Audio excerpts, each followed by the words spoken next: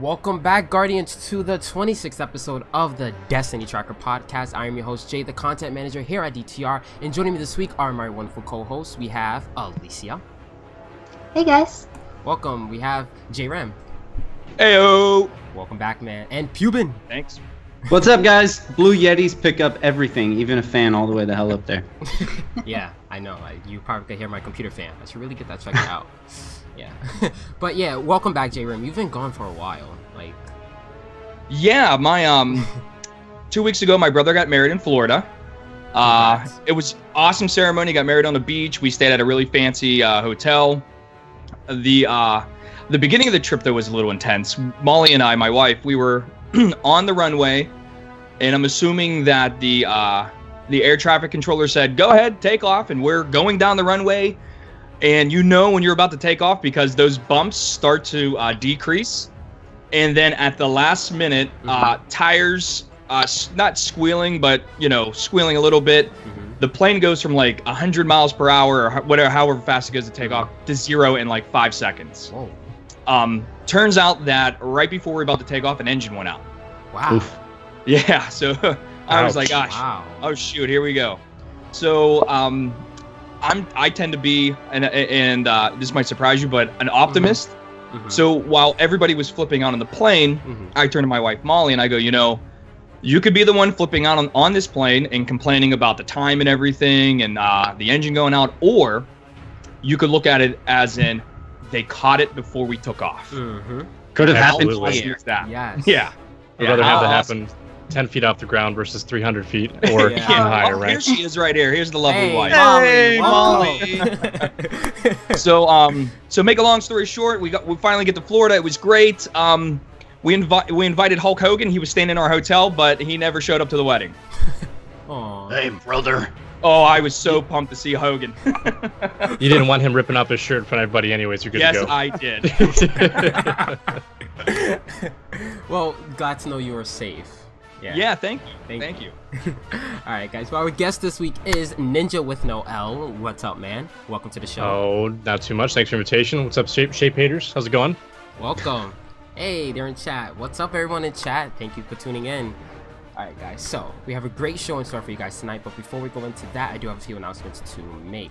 So, you guys can find us on iTunes, Podbean, and the Google Play Store at Destiny Tracker Podcast. Now, Apple did want me to say this. I got an email from them. They're actually changing iTunes to Apple Podcasts. So, congratulations, I guess. Yay. Yay! Yeah, let's go. Hooray. So, they wanted me to say that, so there we go. We record the show live every Friday at 8 p.m. Eastern on twitch.tv/DestinyTrack. If you would like to support the show, you guys can subscribe and leave a review on Apple Podcasts. Only good reviews, though. Oh, Bad yeah, ones, just keep it to yourself. Yeah. Or just tweet them to me, like how you're telling me to fix the game, but I'm pretty salty tonight. I'm sorry. And make sure to follow us on Podbean. And check out the other podcasts here at DTR. We have the Massive Breakdown Podcast, the Lore Podcast, the RNGCast, Rabbit Hole, and Down and Under. You can find all of these podcasts on Apple Podcasts and Podbean. Oh, Pubin. Alright, guys. So, Ninja, let's start off with you. Tell us a little bit about yourself. What do you do here in the community?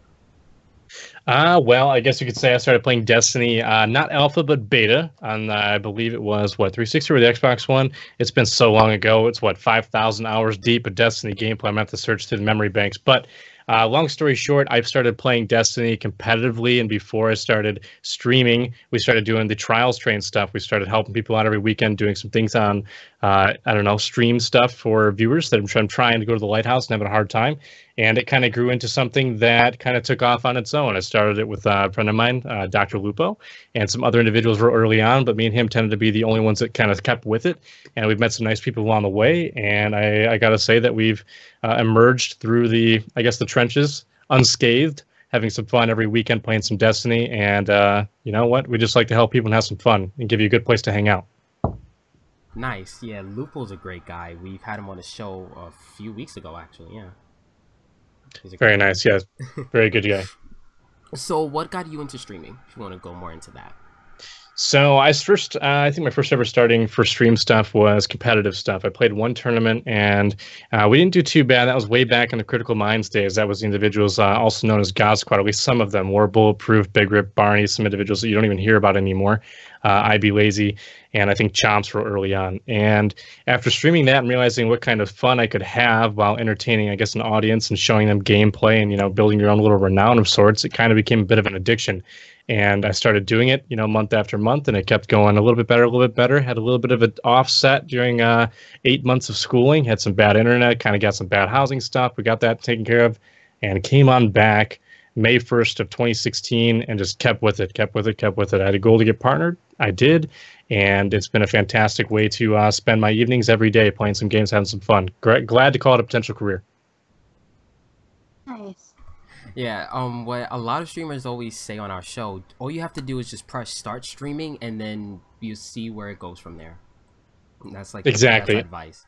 Yeah. Exactly. And if you're too afraid to start it, you know what? You could be missing out on one heck of a lifetime opportunity and you're going to kick yourself for it later. You know what? While you're young, you got time to do it. Give it a shot. Who knows? It might work out for you. If it doesn't, hey, nothing lost. Good to go. Oh yeah, and now Twitch has a new program, Pubin, if you would like to talk about that in a few. It's very for exciting. non-partner streamers, which I'm actually excited for that. So yeah, so Pubin, do you have any questions for our guest tonight? Well, of course. So Ninja, my dude, couple things. All right, I've got a couple things that I wanted to chat about here. Number one, we'll start it off. Would you like to tell everybody in here what are shapes? Tell us all about Okay, shapes. well, I guess the starting of what are shapes? Okay, I'm going to have to try to start, not trying to cringe on stream here. But shapes are in-game pieces of geometry that the developers either A, have not realized are causing issues, or B, are just kind of there to irritate you as a guardian, bouncing through PvP. All right, something as simple as a rock on burning shrine that may stop you from strafing or sprinting while running away from an enemy and cause you to die. That is a shape. It's a frustration. It's just a bad piece of geometry that should be changed. And over time, as a Titan who likes to Titan skate rather quickly, who's not bad at the game and can occasionally get hung up on said shapes, you tend to get a little frustrated. And I came up with a little name for it. And all we know is them as shapes. Frustrating little pieces of geometry. That's about it. And Destiny has no shortage of shapes. Oh, I can't tell you how many times I've heard, what did I get stuck on in the middle of a raid and have somebody die? It does happen. It does. So now something a little bit maybe more in depth. Okay, so I've watched your streams a lot. I don't always chat. I lurk a lot. But one thing I've noticed about you, and I started watching your streams a lot after I played against you in trials. And one thing that I noticed was you really, not only are you just skilled in the game, you've got thumbs. You've got good thumbs. You can tell. And you're a hell of a Titan skater, but you seem to be a real student of the game. And so outside of just having good thumbs, like what types of things do you analyze in your own game? And what types of things do you think that maybe people who want to improve their PvP game can analyze outside of just having a good shot, if that all makes sense? Well, I would suggest, honestly, you can live your game one life at a time or one game at a time, or not, one life being, one average spawn and then you die, right? And I would imagine for a new player, you'd want to start by just, referencing one game at a time. What did I do wrong? What did I do right? How can I fix it? And who did something better? What can I do to be like them, right? Or how can I counteract that? And if you get really good, or if you get good enough and you're able to do that consistently and you can kind of find some takeaway points, you can do it every life. Every single time you spawn in, you get into engagement, you win, you lose. If you die, you figure out why you died, how can you fix it, and how you can do something different next time. And I kind of find that every single time I'm playing, I'm trying to analyze the scenario. What happened?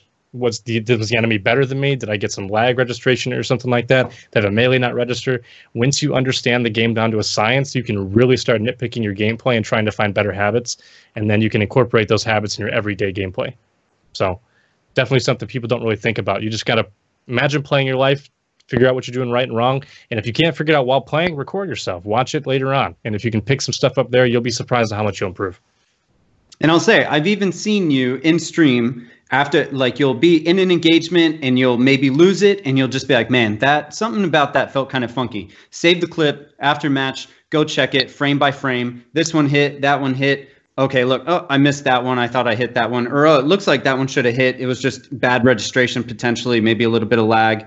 but really, going into your own gameplay, dissecting it, and seeing, what went wrong or even what went right. Exactly. And the awesome thing with technology nowadays is you can do that. 10, 15 years ago, try to explain that to somebody and they're going to think you're crazy. But nowadays, games move fast, and sometimes you just miss things. Sometimes you think you did something and you didn't. And sometimes you just have this thought that, oh, I'm playing just fine. I'm not missing anything. But in fact, you are, whether it's small or not. And it's really nice to be able to do that through Adobe Premiere or some other editing program to go frame by frame and really see, is it the game's fault or was it my fault? And if it's your fault, you got to either admit it or you got to suppress it. I'm all for admitting it. When I screw up, I'll be the first one to tell you. But knowing that you screwed up, that's the first step in making a fix. So very important. Definitely. Any sort of subtle things, like any small tips that you think can make a big change in someone's game? I would say small tips being, what are your goals when playing PvP? Are you out to be the best? You're out to play well? You out to go 1.0 KD? Set goals. If you set goals and you start completing goals, you might feel a little bit happier about your gameplay. And you can set even more, aspiring goals like getting a 2 KD or 3 KD, or just trying to have a game where you don't die. And those little things, I think, will keep you in a positive mindset because you always feel as if you're getting something out of it. You're always improving at some point, and that's what keeps them in the game, keeps you playing, keeps you in a positive mindset. There you go. Boom. Handled like a champ. Great questions. I do my best, man. Yes. Great questions as always. All right. I come with the questions, man. The entire day while I'm working on school shit, I'm like, oh, wait, you know what? That's a good question to ask our guests. Nice. All right. So, Alicia, you have any questions for our guest? I guess when you first started, helping out people with trials, was it kind of frustrating at first? I just kind of started getting into that, and I'm learning how to do everything, how to hold raffles. How was it when you first started?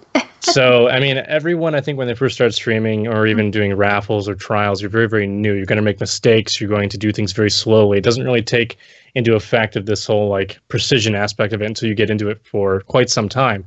And I kind of found that helping people while someone else is helping me help people is a lot easier than me just helping people by myself. Because if you're having a bad game, they can pick up the slack. Or if you're having a little bit of a negative mindset, they can be the person to kind of, edge you in the right direction to keep a positive attitude. And I got to say, having a co-Sherpa is a huge stress reliever. If you don't have them and you're trying to help people in trials, get one, because it's so much nicer to be able to commit to an engagement, lose it, and then have them potentially save the day. It's another second chance of sorts. So it's really good to have a co-Sherpa. Nice, thanks. No problem. Definitely. All right, and J-Ram, your question. Yeah, one simple question. Ninja with no L. How did you get the with no L part? Oh, what does this that question. mean? I wish I had a number list of how many times that's been asked in stream. Oh, believe me, I know there's no it's an L interesting in name. Ninja. Oh, it is indeed. Interesting It's name. something you remember because you're like, that doesn't make sense. And why would he name something that doesn't make sense?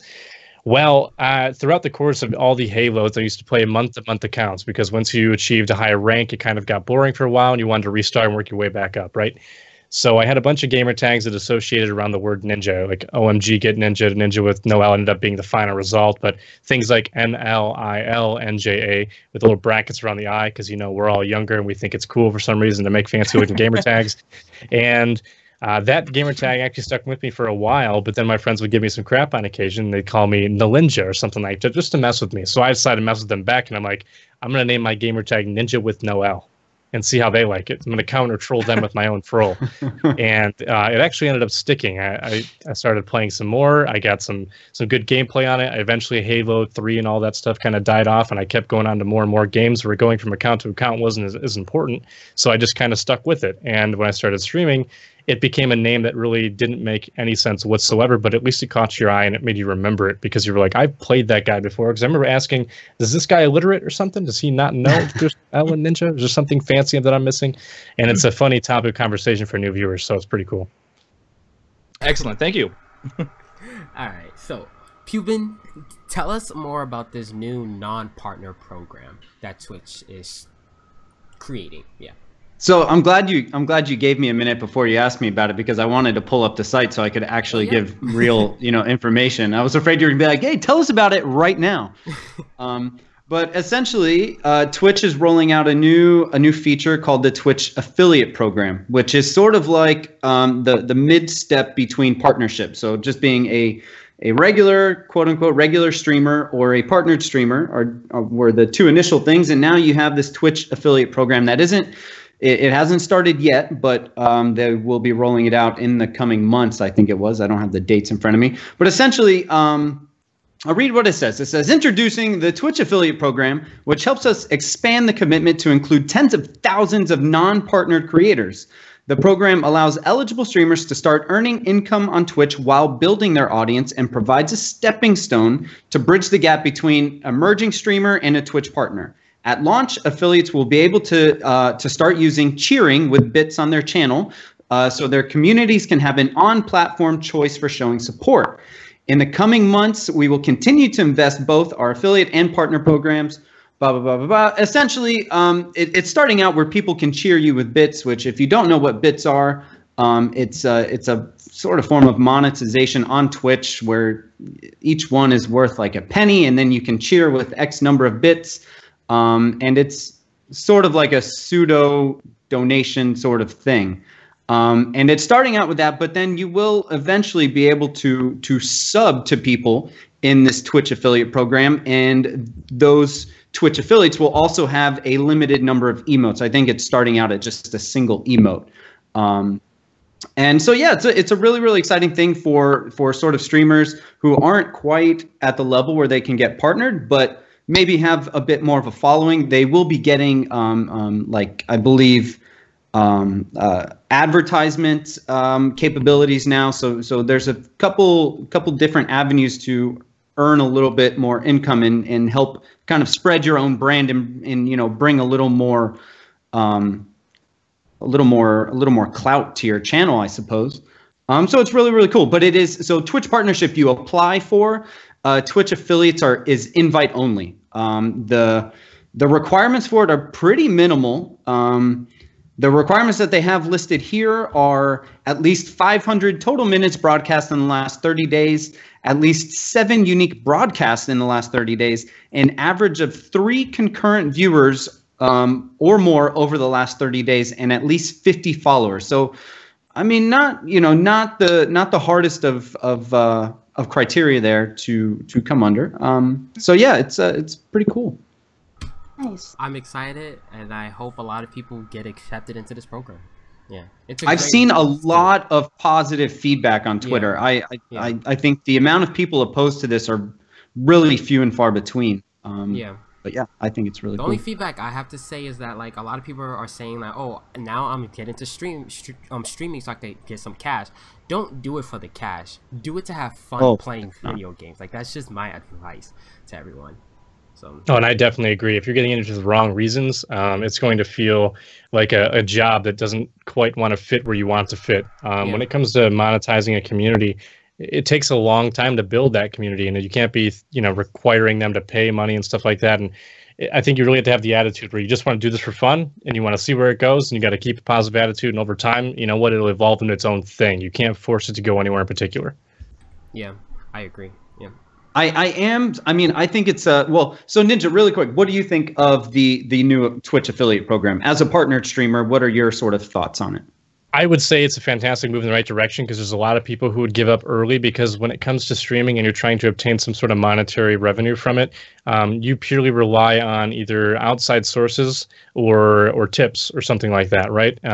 Most people tend to do a main job and then do streaming as like a side job little thing just to grow it up until it gets to a point where it can create revenue. And a lot of people get bummed out, or they just lose interest because they're not feeling like they're getting anything out of it. And this will kind of bridge that gap and allow them to create their own unique space with, you know, abilities that rival partnership and not quite partnership. And it's kind of cool to bridge that gap, because it might extend the invitation to some people that were going to give up on streaming, and we could have lost some really unique individuals in the community of doing that. So I'm happy to see them including those channels, and I'm excited. It's good stuff. Wicked. Yeah. J-Ram, what are your thoughts on this non-partner program?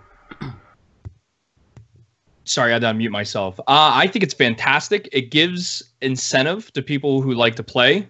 I don't know. I got 30 viewers right now. I'm trying to get 50. Help me out. But that's it. I mean, I stream because I enjoy it. I like the educational aspect of showing people how to do raids and and stuff like that, and how different guns react to different situations and stuff. You know, little things like that. I'm not a big PvP person, so you know, whatever. But yeah, I mean, hey, any way that this can grow, and any way that gaming can help people with their personal life or social life, I'm all for.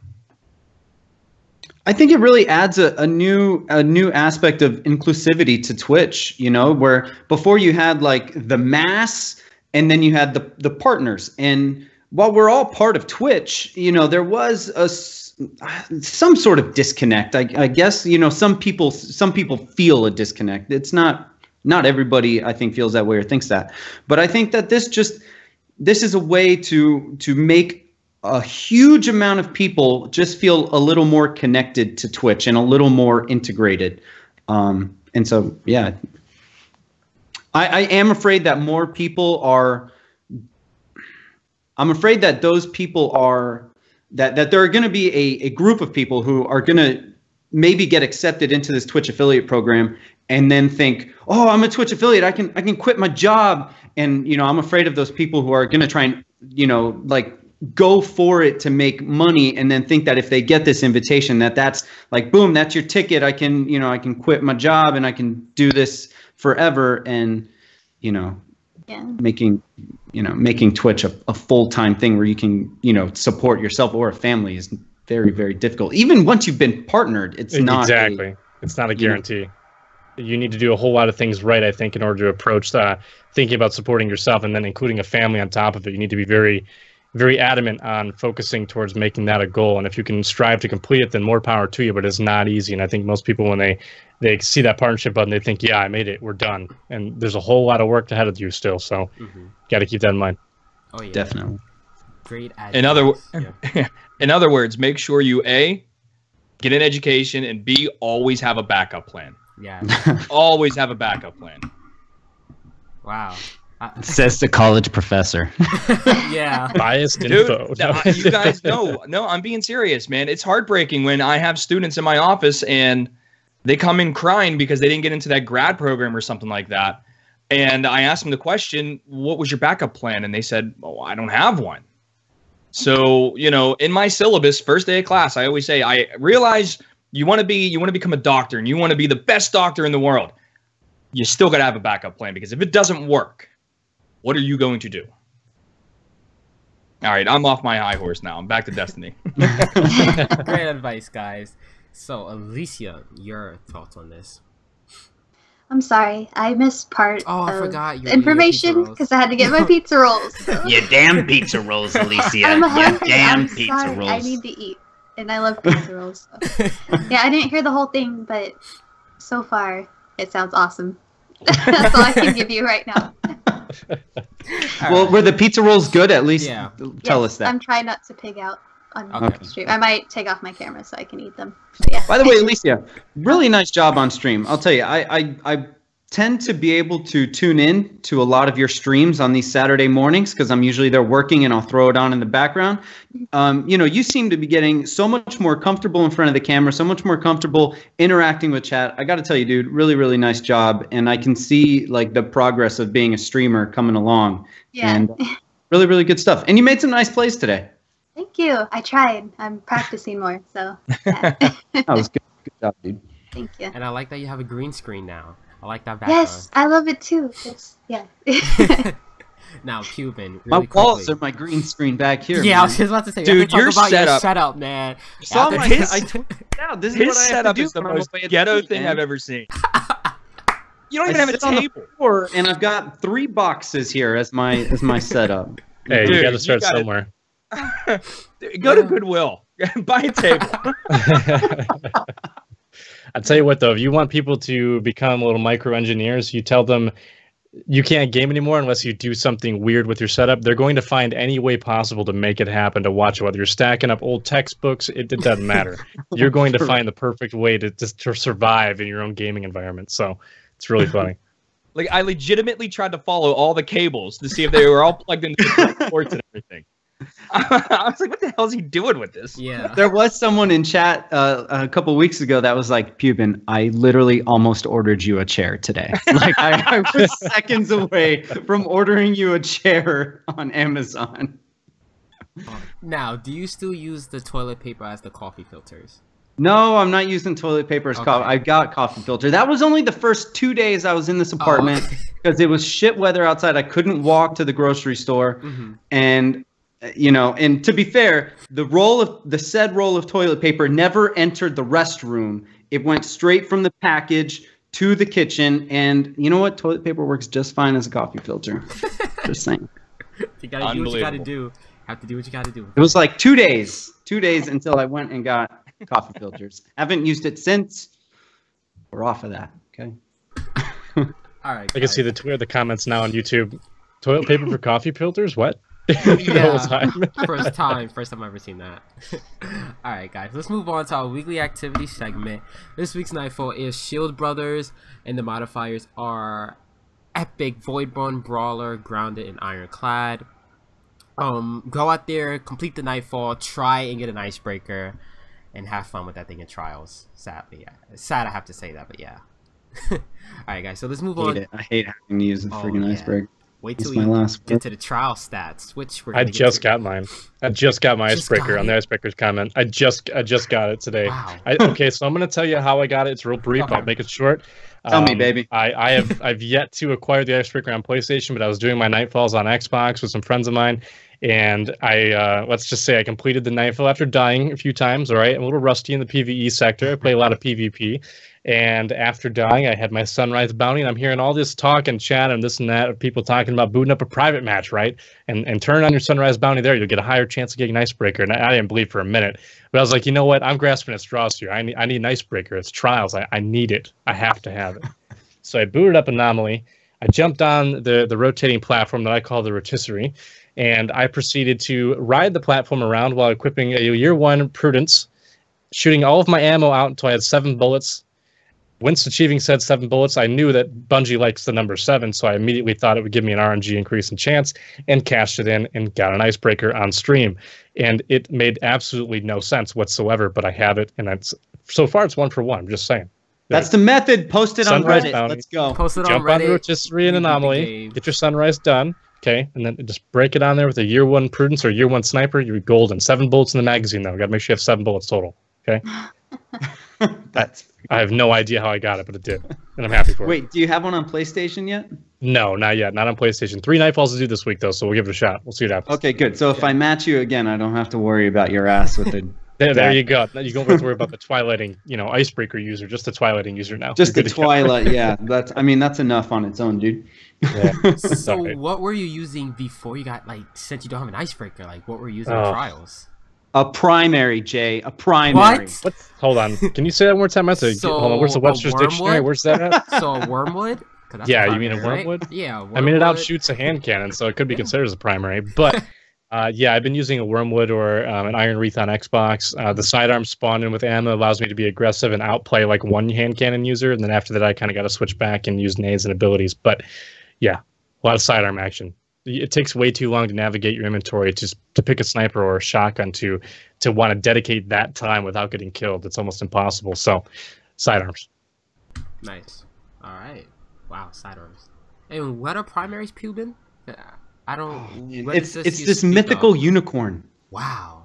You mean the Starbucks drink? We'll tell. I heard that thing. We'll tell stories about them one day. This podcast brought to you by Starbucks. Yeah. Get your unicorn frappuccino today. Oh. Alright guys, so let's talk about the Trials with Cyrus now.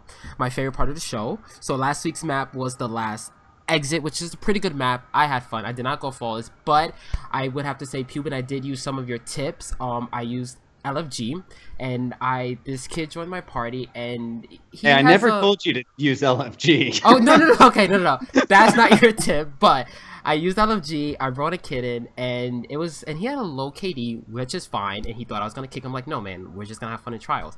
And I was kind of teaching him. I was using some of your tips after watching your streams and after playing trials with you. I was using some of your tips and to help him. So thank you. A big shout out to you, Pubin. Yeah. GG. So Yeah, last week map was the last exit. It's a pretty good map. I had fun. So what was your trials experience like last week, Alicia? Last week, it was fun. I haven't been playing trials recently, and that was my first week hopping back into it again. I don't know, just interesting with the raffles, learning how to do that. My last card was a lot of fun, though. I want to thank MC, though, who you introduced me to, Jay. He was a big help, and yeah. Nice. So, Pubin, how was your trials experience last weekend? Trials was good. The map is sort of unbalanced as far as spawns go a little bit. When you spawn on, down the escalator, it's a little bit tougher to sort of get map control.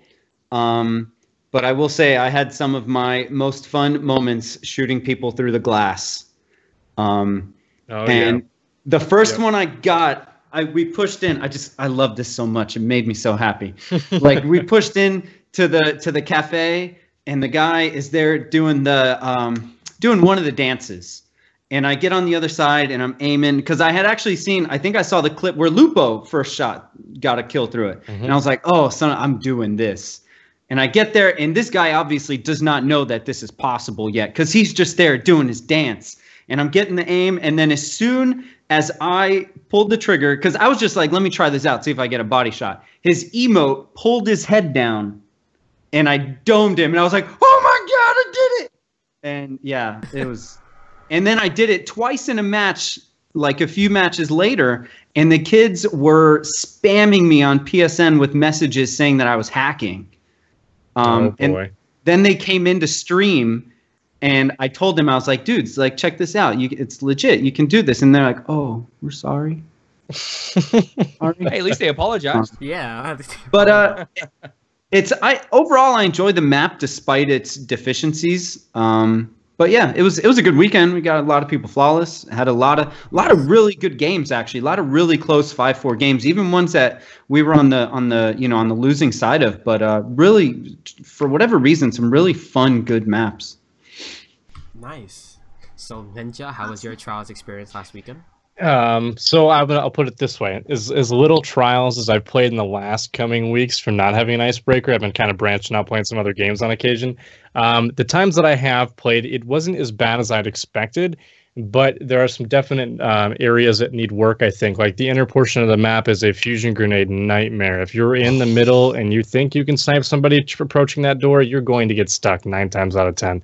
And it sucks, but that's just the way fusion grenades work. They're really helpful in terms of aim assistance and such. I did not get sniped through the glass yet, which is good. It's like getting ninja in Halo. I don't want it to happen. Just going to pass on that.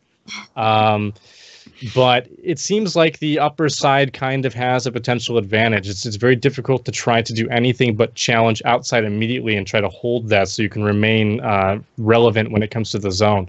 Trying to challenge inside, either A, get stuck, or B, you got to rotate around to the escalators, and the escalators trying to fight up that thing is just a nightmare.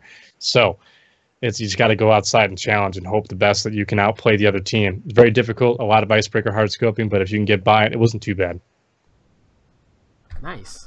Now, J Ram, did you play trials last weekend, man? What do you think? No. Bingo. All right. Next topic. So actually, really quick, considering we have fellow PvPer in here as our guest tonight, how much? So on these maps, Ninja, where we tend to describe them as having sort of unbalanced spawns, where if you get a particular spawn, you're sort of, you could say you're at a disadvantage for one reason or another, mainly because it makes it difficult to get map control.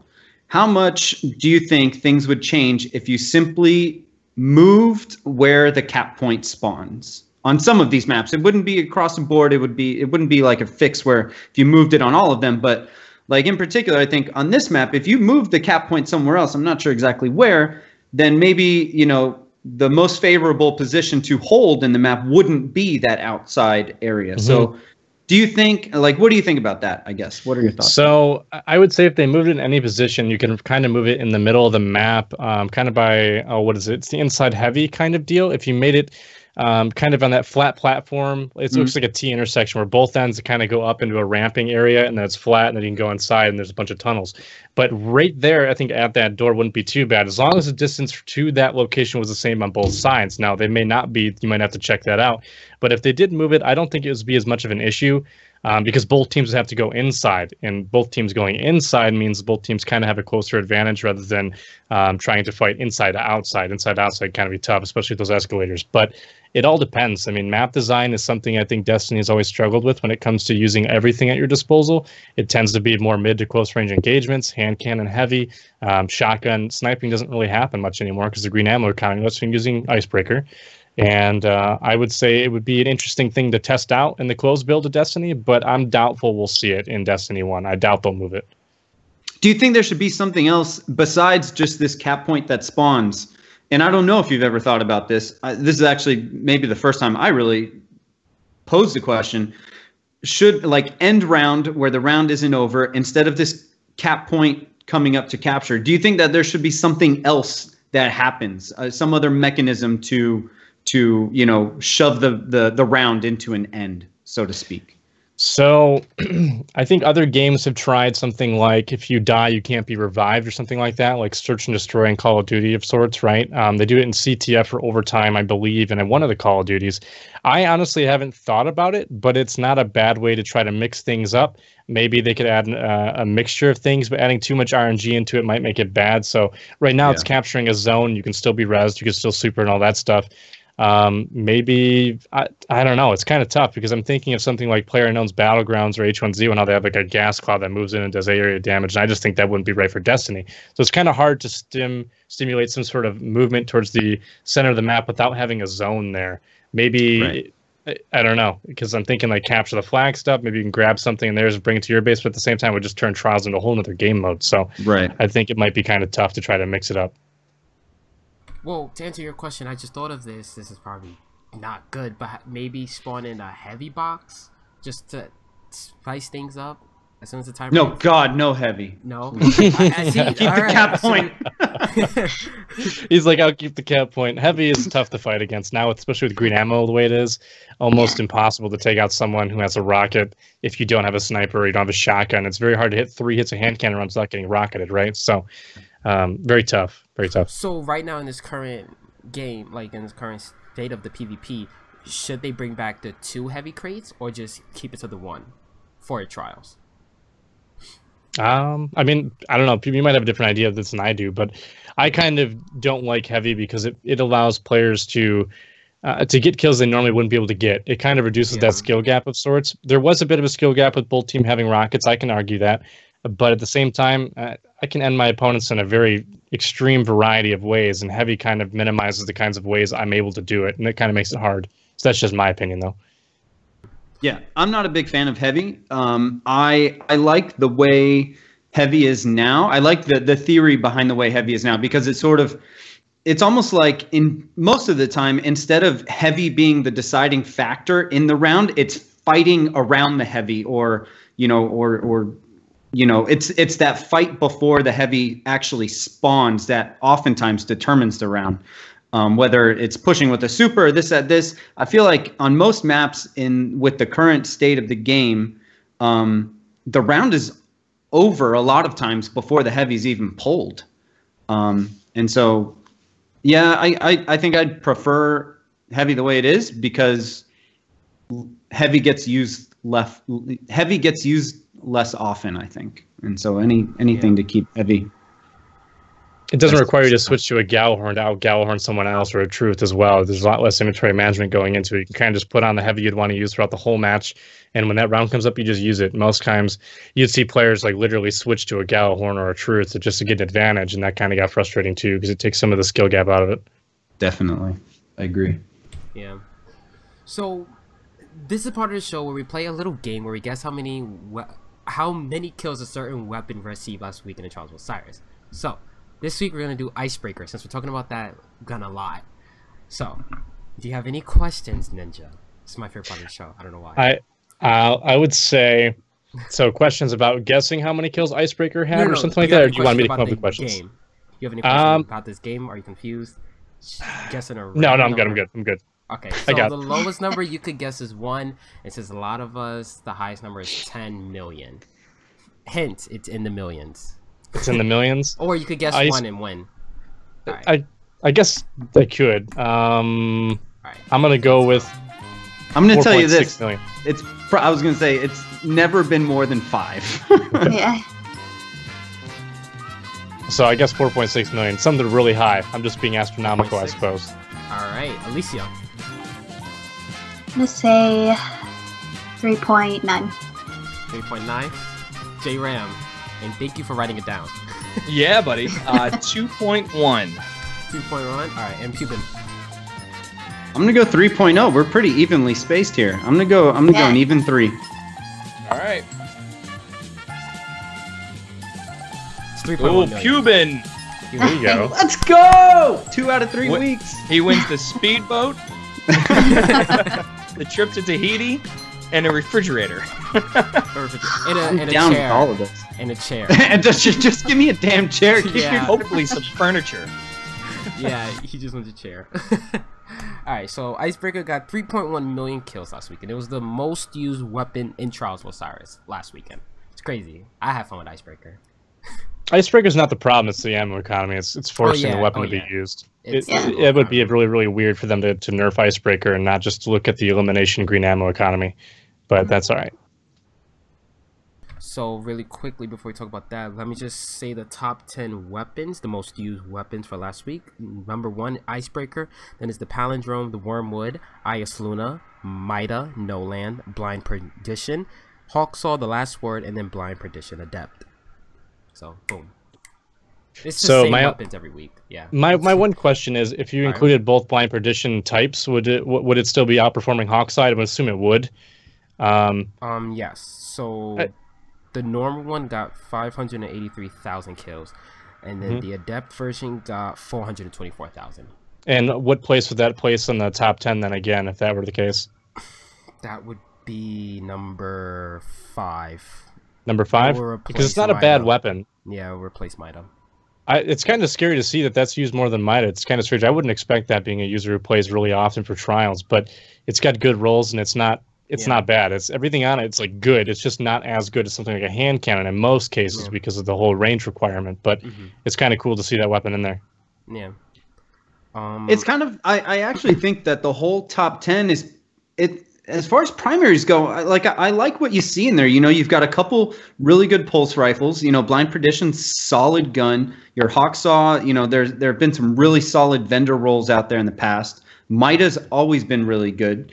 You've got hand cannons, which are arguably the king right now. But, you know, you've got the only thing missing really is an auto rifle. And the thing is just I feel like you're never going to see auto rifles in the top 10, really. So you would have to see someone in the community rather large start using auto rifle as a main and then start telling everyone it's really good before anyone tries to change it. And even then, the time to kills don't keep up with a Palindrome or an Ias Luna. It's just 3 tapping is way more consistent in terms of quick time to kills. But I would argue, I've used a little bit of auto rifles this week. Doctrine will melt in the right situations. It is not bad.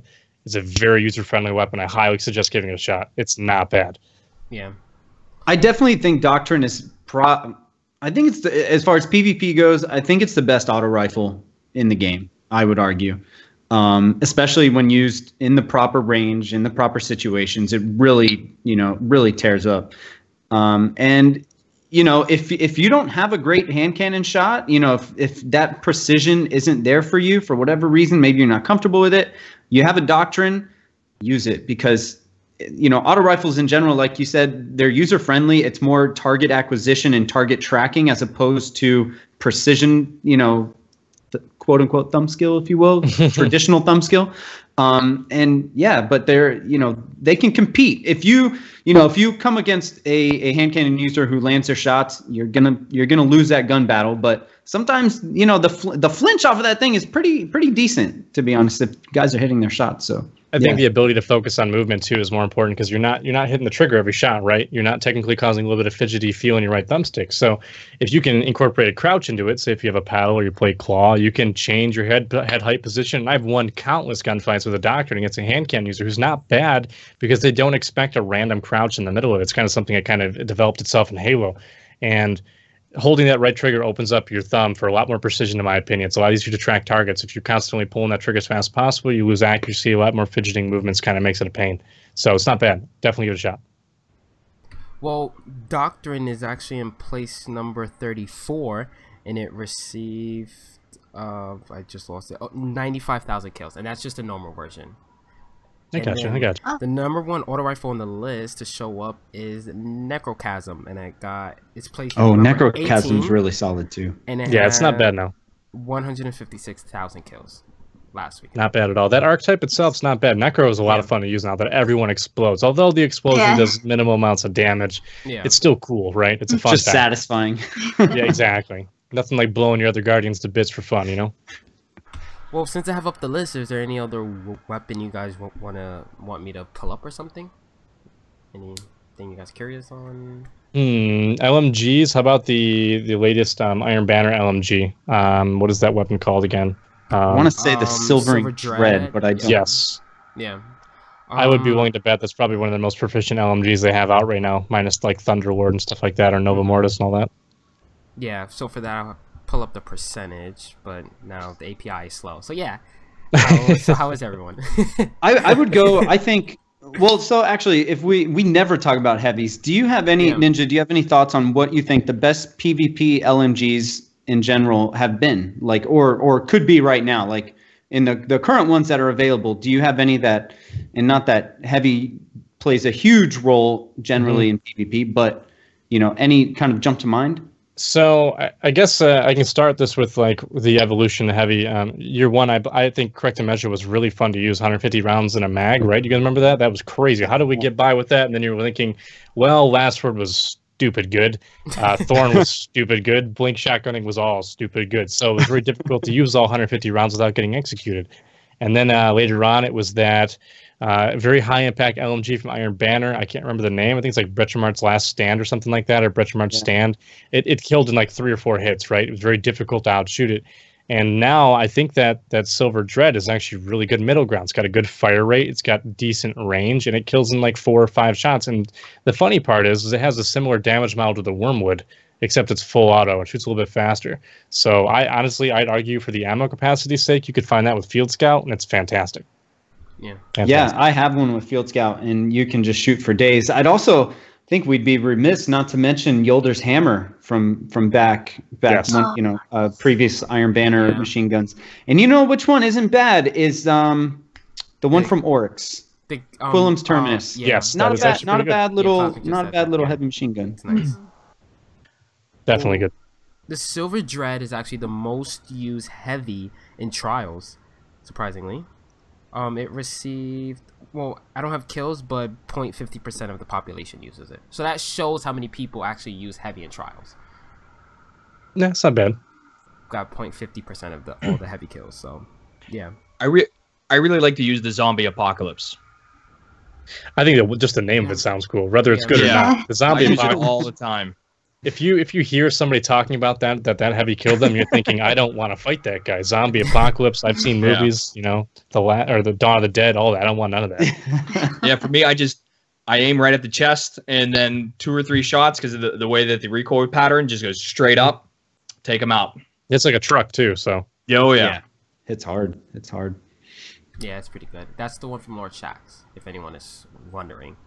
So, this week's trials maps, I should say, is all the Earth maps. It's Exodus Blue, Widow's Court, Memento, Rusted Lands. I'm probably forgetting one.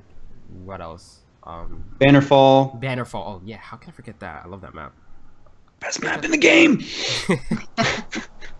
Yeah, so I think that map would be a lot of fun with Capture the Flag. Yes. Oh man. yeah, Definitely.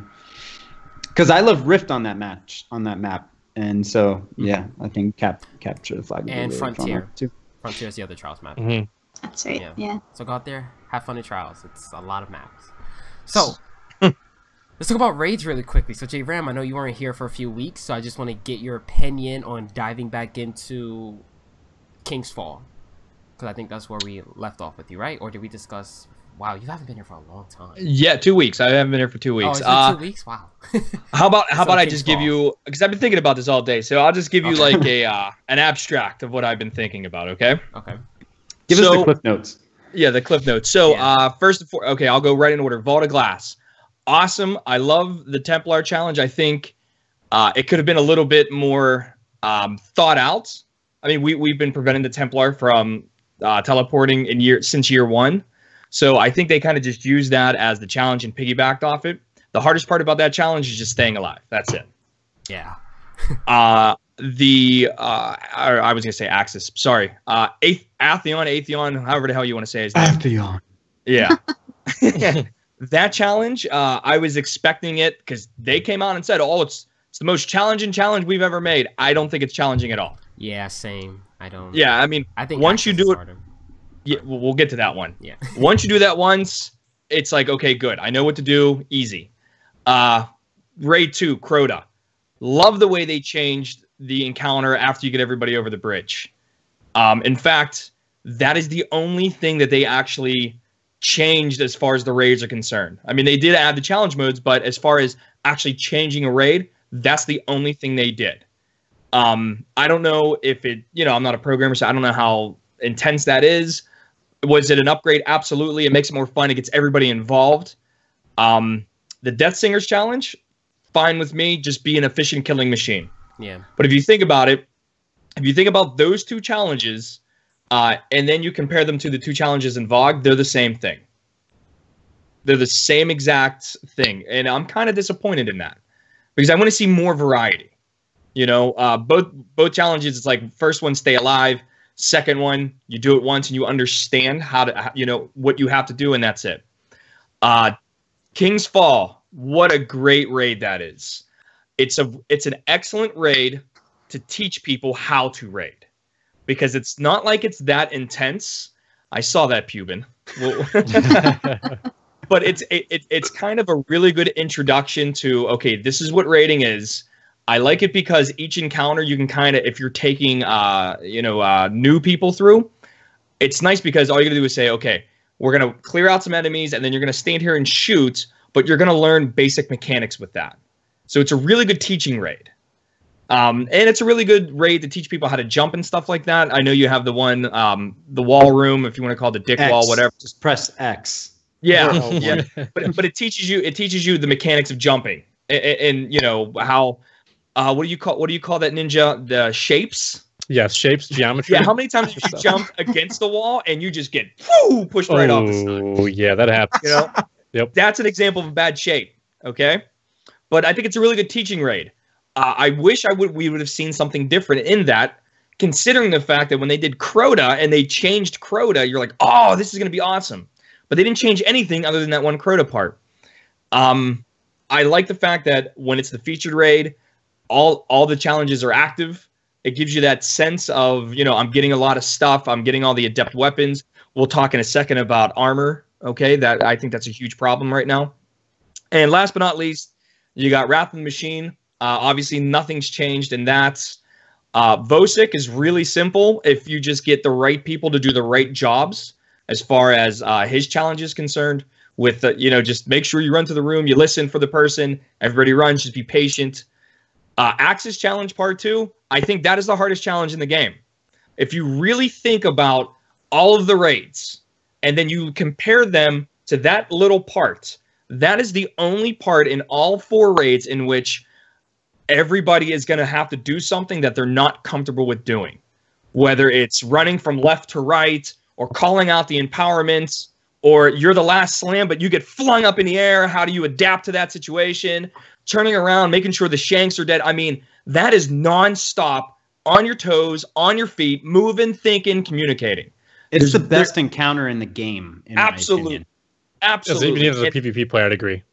Right. And if you think about that, and like I said, if you compare that to all the other encounters and all the other raids, there's nothing like that. And Bungie needs to look at that and say, this is what we need to do.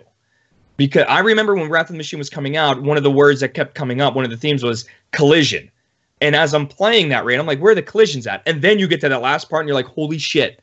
Because you're running into your own teammates. Yeah. How many times have you wiped trying to do that challenge, not because you couldn't do it, but because you didn't like get the empowerment or the slam, you missed the slam just by that split second, and you're like, well, guys, we can continue, but if you want this challenge, you got to wipe. Also, I'm sorry, go ahead. Okay, I'll continue. Also, in that challenge, if one person dies, if you got that one guy who can run 2 cannons at once and understands, here, and here, and communicating is key. Boy, that is an awesome feeling to get that done. If you could do it with 5 guys instead of 6, if one person goes down. But normally, if one person goes down, chances are the whole fire team is wiping. If you got a good, solid raid team, you can overcome that. If you're LFGing or something like that, and everybody kind of is trying to figure out how everybody else plays, you're probably wiping. Yeah. So overall, I think the raids at 390 is fantastic. I wish they would have done more with, in terms of the Crota raid, integrating that into the other raids as far as changing things up. God knows they had 2.5, 3 years to figure that out, and they only did one little part. Like I said, I'm not a programmer there, so I don't know how intense that is. But armor drops. I don't know if the armor drops are broken, or is that Bungie's way of saying, keep playing the raids. Huh. And if that's the case, then they better do something, because there's nothing more I hate than if I'm wearing, let's say, the Crota boots, and then I get the Crota boots again. And I have nothing else. It's like, if you're gonna have a loot system, the loot system has to at least be smart enough to look at what you have, what you're currently wearing. It's called smart loot, J-Ram. It's called smart loot. Where is it? It's right where Christopher referee is, right? Or damage referee, I'm sorry. Like, does anybody here, and also in chat, anybody in chat, do you have a complete raid set now for one character? Yes, I do. You're a lucky guy. Shaders, I didn't get one shader yet. I'm pissed. Oh yeah, that's a terrible drop rate. Oh my god, I want a shader so bad. As the Wrath of the Machine ship. Let's say in general then, J-Ram, how many if you do a raid, right? Okay. You do a complete raid on average, because obviously things will vary. How many armor pieces do you think an average person should get throughout the course of an average raid? Not counting repeats, because repeats will happen. No, but I see what you mean. What I'm saying? Yeah, no, I see what you mean. Because weapons drop like freaking weapons drop like hotcakes. They're all over the place. I think a better question maybe would be they should sparse out where the armor drops. Like Golgoroth is the only place where armor drops other than orcs, but you're not guaranteed that. But you're not guaranteed an armor piece at Golgoroth either. So it would be nice if you're guaranteed at least one boss, you're guaranteed a piece of armor. So I would say at least one piece. I think one piece would be fine. I've gone through raids this week where I didn't get any. I got all guns, all the weapons, but no raid piece or no armor pieces. Hey, I got 3 armor pieces during Wrath of the Machine. How you like them apples? How you like them shapes, bitch? Everybody should already have that by now, because they didn't. I know, but now you can put the extra ornament. I may or may not have anything for armor for a lot of these raids. I didn't even do the last raid challenge mode yet. I was in a bit of a other game kind of syndrome, but I definitely feel the frustration of wanting to have something for your gear and not being able to get it because the smart loot isn't quite smart enough or just isn't working right. And you know what, Destiny 2, maybe we can fix that. It just makes me think about the times when they introduced this new. It makes me think of the time where they introduced this new loot system, and it was during King's Fall, and then you go into King's Fall and you're wearing 330 boots, and you get 2 drops of both boots. One's 318 and the other one's 329, and you're like, what the hell is this? You just trade them with your friends. I wish you could, although I don't know. That was an emotion answer. I don't know if trading would be good in the game. No, I wouldn't want. No. I think that was.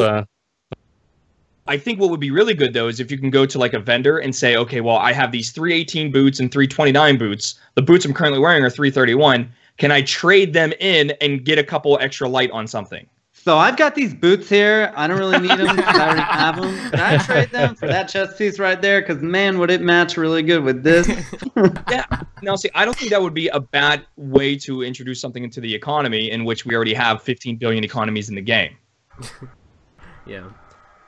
Well, No, yeah, I definitely agree to a degree. I think the drop rates are good, but then bad at the same time because they need Age of Triumph to last until D2. Yes, they do. So Yeah. they can't give It's you not everything gonna. all at once. I hate know to tell it's you, not. man. It's not No, gonna. I'm with you. But Yeah, Cuban, it I'm has with to. you. It's It not gonna has last, to. but it has to last. Jay's right. It has That's to. just it. It's over. Like Josh Hamrick, he's working on the sandbox in D2 right now. Like, listen, Like, Age of it's Triumph. done. Let's put it. Age of Triumph is done a week, 2 weeks from now. Let's be real. All right, Age of Triumph. Realistic. Age of Triumph is over. All right, we had the 390 raids are all available. Age of Triumph is done. We've already seen the trailer for D2. It's D2 hype train time. Destiny 1, like the main thing that will keep, I think, most people coming back to Destiny 1 right now is excitement over Destiny 2. So every time something new, some new information drops for Destiny 2, it's like, oh, I got Destiny on the brain. What's the only way I can satiate that? Go play some Destiny 1. Yeah, let's call up the boys. Get in the vault. So let's Yeah. think about it. If let's take Pubin's point of that Age of Triumph is going to end in about 1 or 2 weeks. Do you guys think the beta of D2 is going to come out right after the live stream? Because No. thinking of Bungie now, like let's think about it. Like they released Age of Triumph at the end of March. You have all the raids throughout April. Go have fun for that for a while, and then carry something new to play in May. Maybe they'll do 2 betas because I know a lot of games these days are doing 2. You have a technical phase and then you have a beta to play. Yeah, Titanfall 2 had a tech test and then a multiplayer test. So maybe it'll be 2. Like things to think Considering that they said summer for the beta and the first day of summer is June 21st, I don't think so. I'll tell here's my bold prediction. The Destiny 2 beta will either be the week before Guardian Con or the week after. Oh boy! I if hope they do it's it not the on week Guardian during. Con, yeah, I'll tell you what, I do not think, I would almost put money that they will not make the D2 beta during Guardian Con. I have a feeling it's going to be, we can talk after, bitch, all right? Either the week before or the week after. Could you imagine how fucking hype Guardian Con will be if we just finished the beta? Like, Oh my god, did you use that gun and do the thing with the new thing and the dude? oh man, yeah, I did. Well, did you do this thing where you jump up there? Like, holy, like, yes. or after, you know, like I've just got this feeling that it's going to be right before or right after. Just, I can feel it in my gut. I could feel it too, but I'm just saying Guardian We're not Con is... feeling my gut, man. No, I'm not feeling your gut. Where's Dirty Dan? Come on. Not here, so I gotta pick up the mantle. Always. But At a you wedding. got to think about it because they're not. Yes, it is called Guardian Con, but they're not really marketing it as a Destiny event this year. It's gonna be other games. So I feel like, dang, I just lost my train of thought. But I don't know. It's like it's not a Bungie event. I could see them doing it during Guardian Con. They are a business. They have to do what they got to do. But then again, yes, their content creators are going to be there. But I don't know. I'm about to flip. All right, my Jay, shit. hold on. Alicia, bring it. You're Alicia, you're come on. foaming at the mouth with what you want to say. I just want to play it already. That's all I want to say. I don't know. I don't know when they're gonna. I'm pretty sure they're gonna do it during the summer. I'm just excited. I get so excited when it comes to Destiny. So. But let's show. Oh, I can't wait. I got a brand new outfit I'm going to wear, new underwear, everything. It's going to be fantastic. You You're gonna need the a socks new though. pair after you're done playing it. Sorry. Okay. What, Alicia? When do you think the beta is going to drop? Yeah. Let's all go around. All right. Let's talk about this ish. When do you think the D2 beta is going to drop? Bold prediction: winner gets a if they're doing beer. I'll write they're it down. doing a live stream in May, right? Correct. Live stream May 18th. I will be 18th, watching that's it right. from St. Thomas in the Virgin Islands. Nice. From a boat, probably. I don't know. They usually. I have no idea. Maybe a month after, a little bit less than that. I don't know. I want it now, though. We want it, and we want it now. Exactly. So, Alicia, what did you give a date or like a week or something like that, like the first week in June, or can you give me something to write down? Okay, sure. Maybe, yeah, I guess the first week of June. That would be my guess. Cuban, go for it. You're up. When's Guardian Con? June 20. End of June. June 30th. Where's my June 30th and June 31st? No, June 29th and June 30th. I don't know. The week before. I'm going the week before Guardian Con. Just fucking write that down. All right, give me a second. I have the prices right. All right, Ninja, go for it. So first weekend after Guardian Con, that's what I'm gonna guess, because I want to know if they're gonna give us the details on when it is, and then everyone's gonna meet up and I'll talk about it, and they're all gonna go back home, recovered from the weekend, and then just play a ton of it. So that's my plan. Let's see. Guardian Con ends July 1st, right? Yeah. Let's see. June, July 1st. I would say August 7th. No, I'm sorry. August 7th would be way too far away. That's a week after July 1st. No, We're talking July 8th. I'm on a cruise that week. Yeah. Please, no. July 7th or July 8th, somewhere around that weekend. Okay. All right, Jay.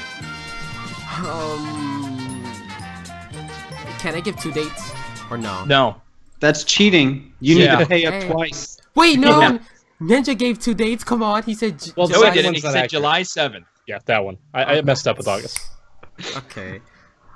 June Jay trying 13th. to cheat and A shit. week before Putin. June 13th. There you go.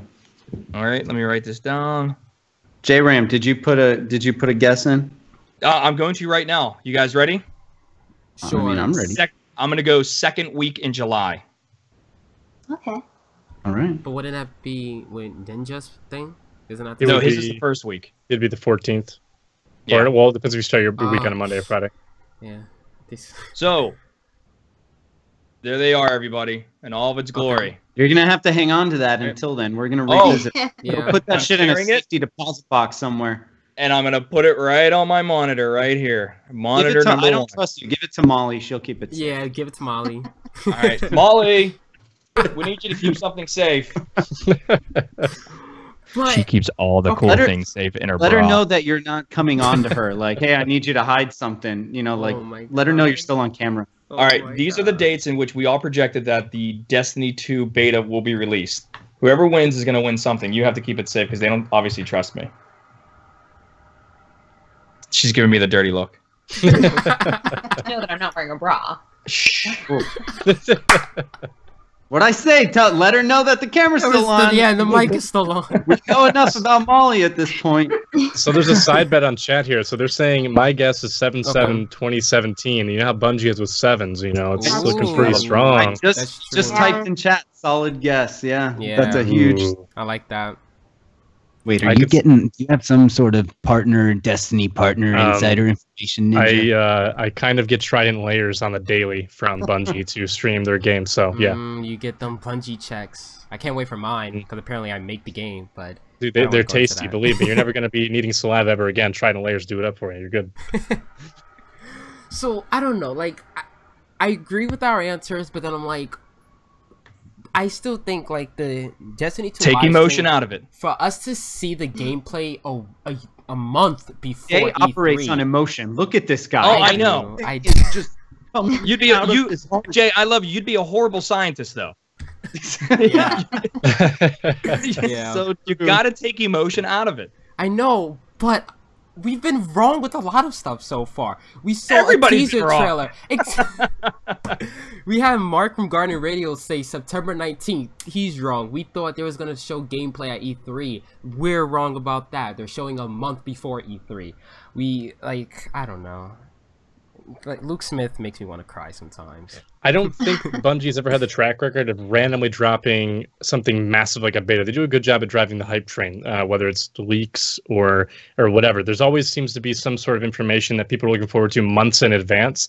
And I think they're going to do the same thing with the beta. They're going to announce it that it's going to be playable, but they're not going to drop it until later on, too closer towards the release of Destiny 2. And I think that's a sales thing. The more hype right before release, the better odds of you selling a ton of copies. Which, let's be honest, Destiny 2 is going to sell a ton of copies. So, Oh yeah. 3 consoles for me. So I mean, there are 2 consoles and a PC. I'm getting all 3 of them.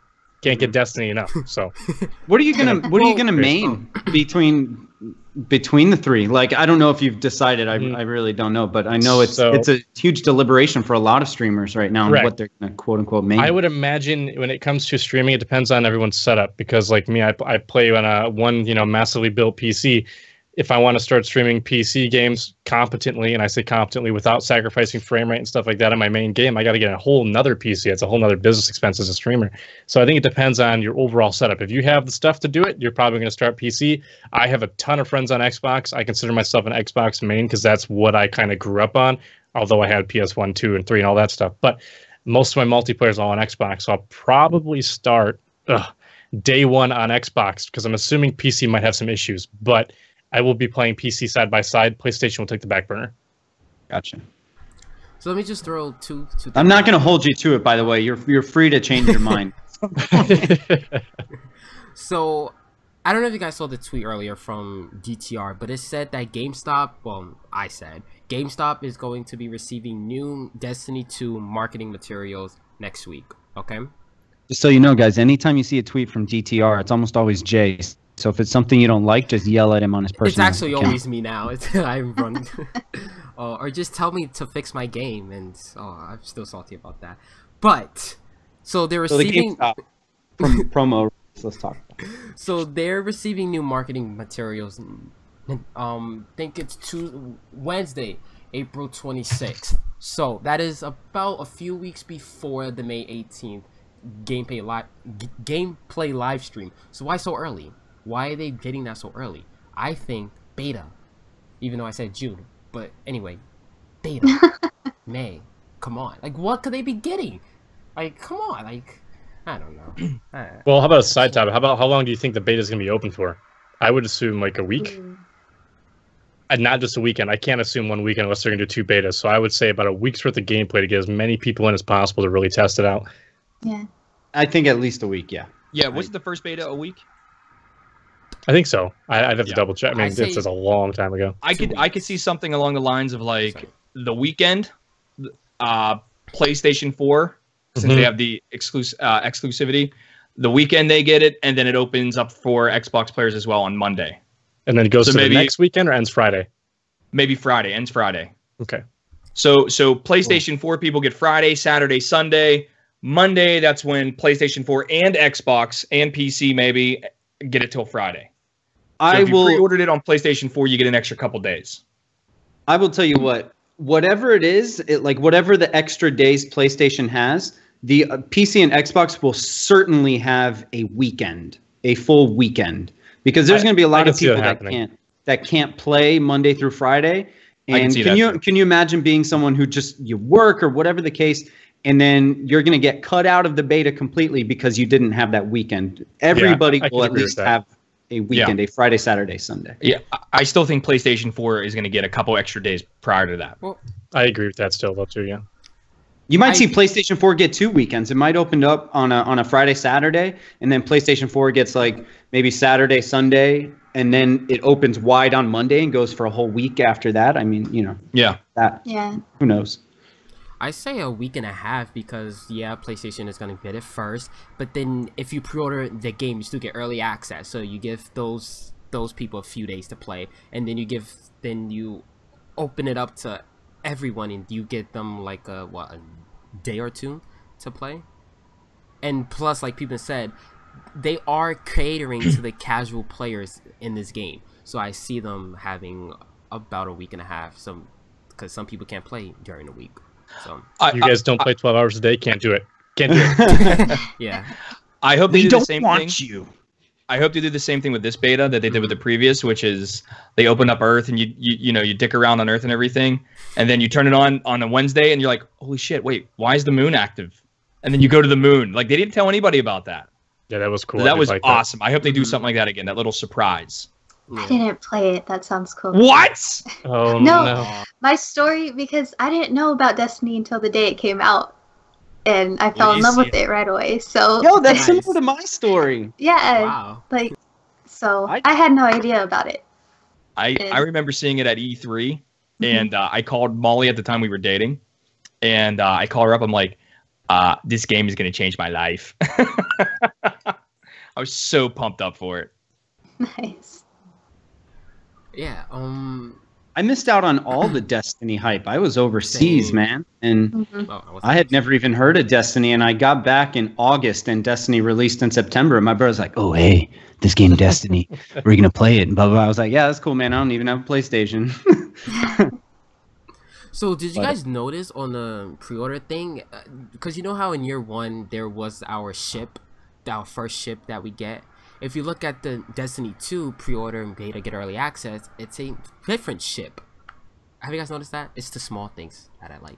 Well, pause. No, I didn't know. What do you this. mean? Wait, it's the Confirmed same works at ship Bungie. or a different ship? It's a different ship.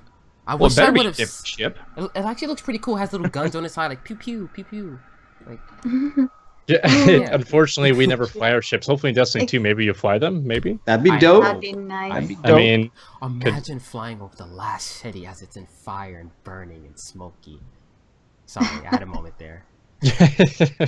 Like I we wanna- said, if- pure if I emotion. wanted to- This kid is Yeah. pure emotion. Yeah, if I wanted a flying game, I'd get Star Fox. that's a good point. That's a good point. I But then went- again, we have racing games in Destiny. Yeah, and I'd get Forza if I wanted to race. Exactly. And I'm the same way Like- too. And I'm like, wait, you spend how much time on a Sparrow Racing League? Yeah. Where's PvP fixes? Thanks. Hey, Yeah. Yeah, give me a gun, give me grenades that are formed out of light, give me a bow and arrow that I form out of light. Let me rip shit. Like that's what I want to do.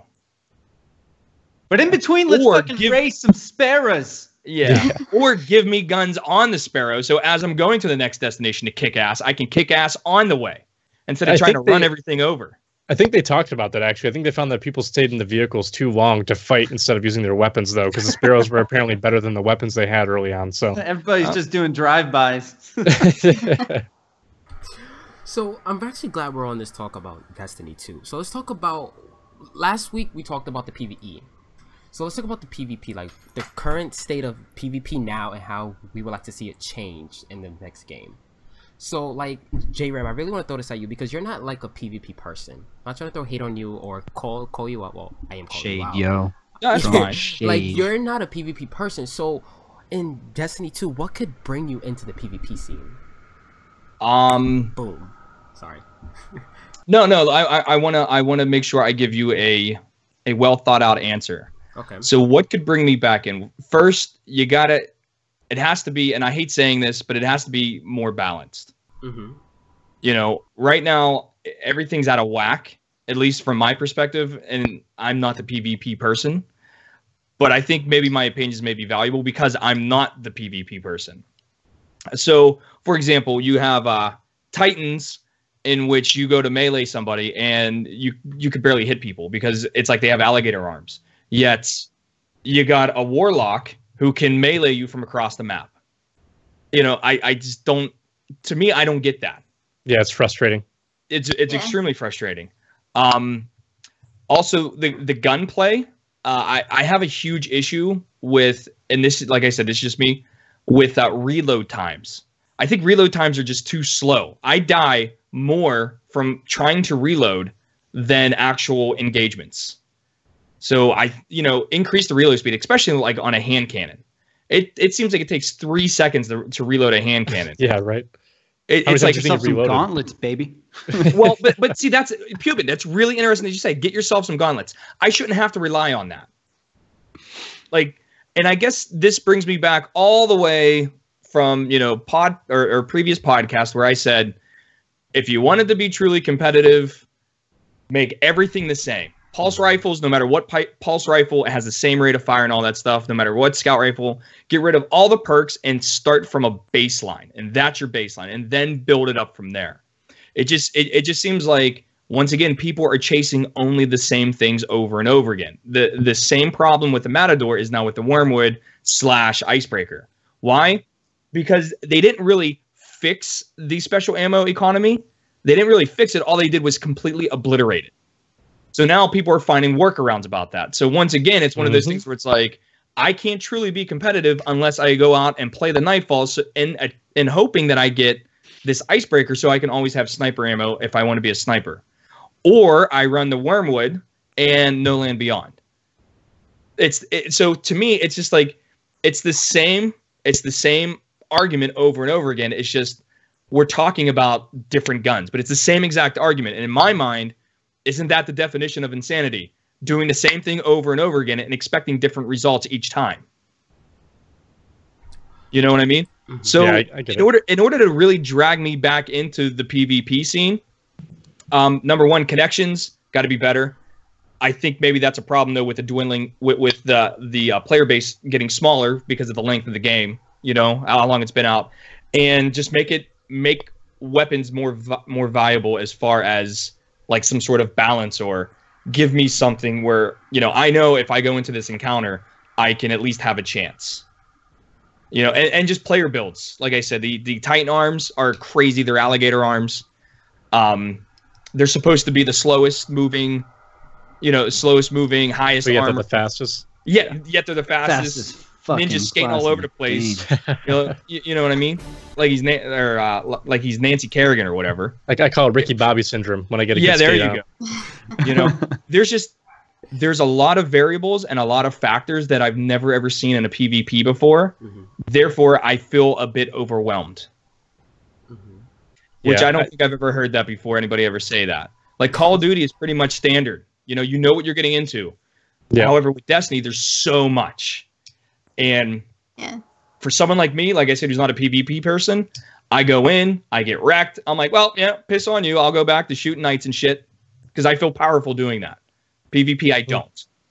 And I think that's one of the things too, where you talked about frustrations with reload animations or stuff like that. I think in Destiny in general, they have a very, very slow animation for everything. Switching weapons, throwing grenades, reloading. If any of you guys ever played Halo 5, everything is a lightning fast. Although it's a different shooter, it's very competitive.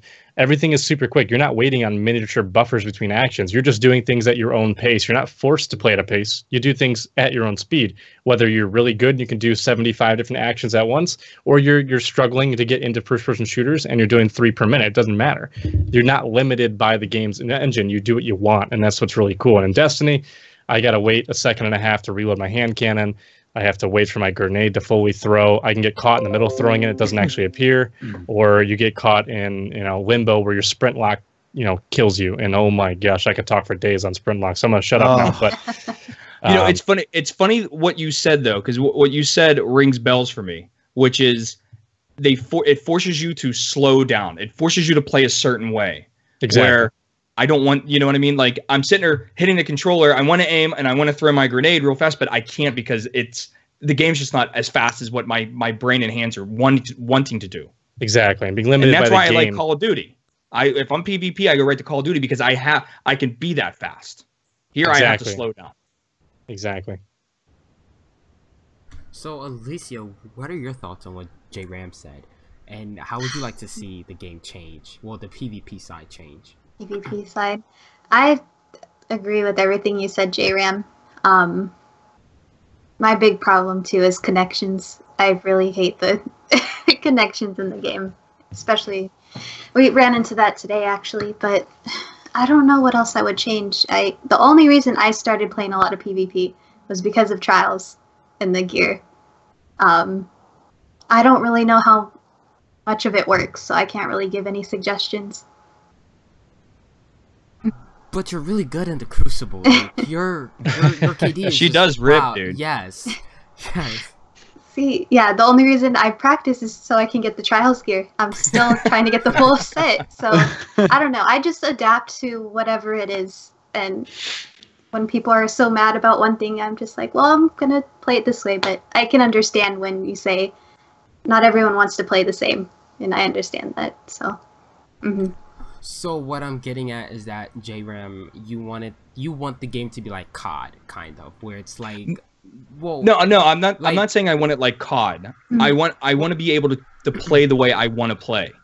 Yeah, so I meant COD by like the customization options on the guns, like you choose your perk. You know how like COD you could choose what sight you want and the perks like that. It's not more of an RNG, like you have to do this activity so many times to get a certain role.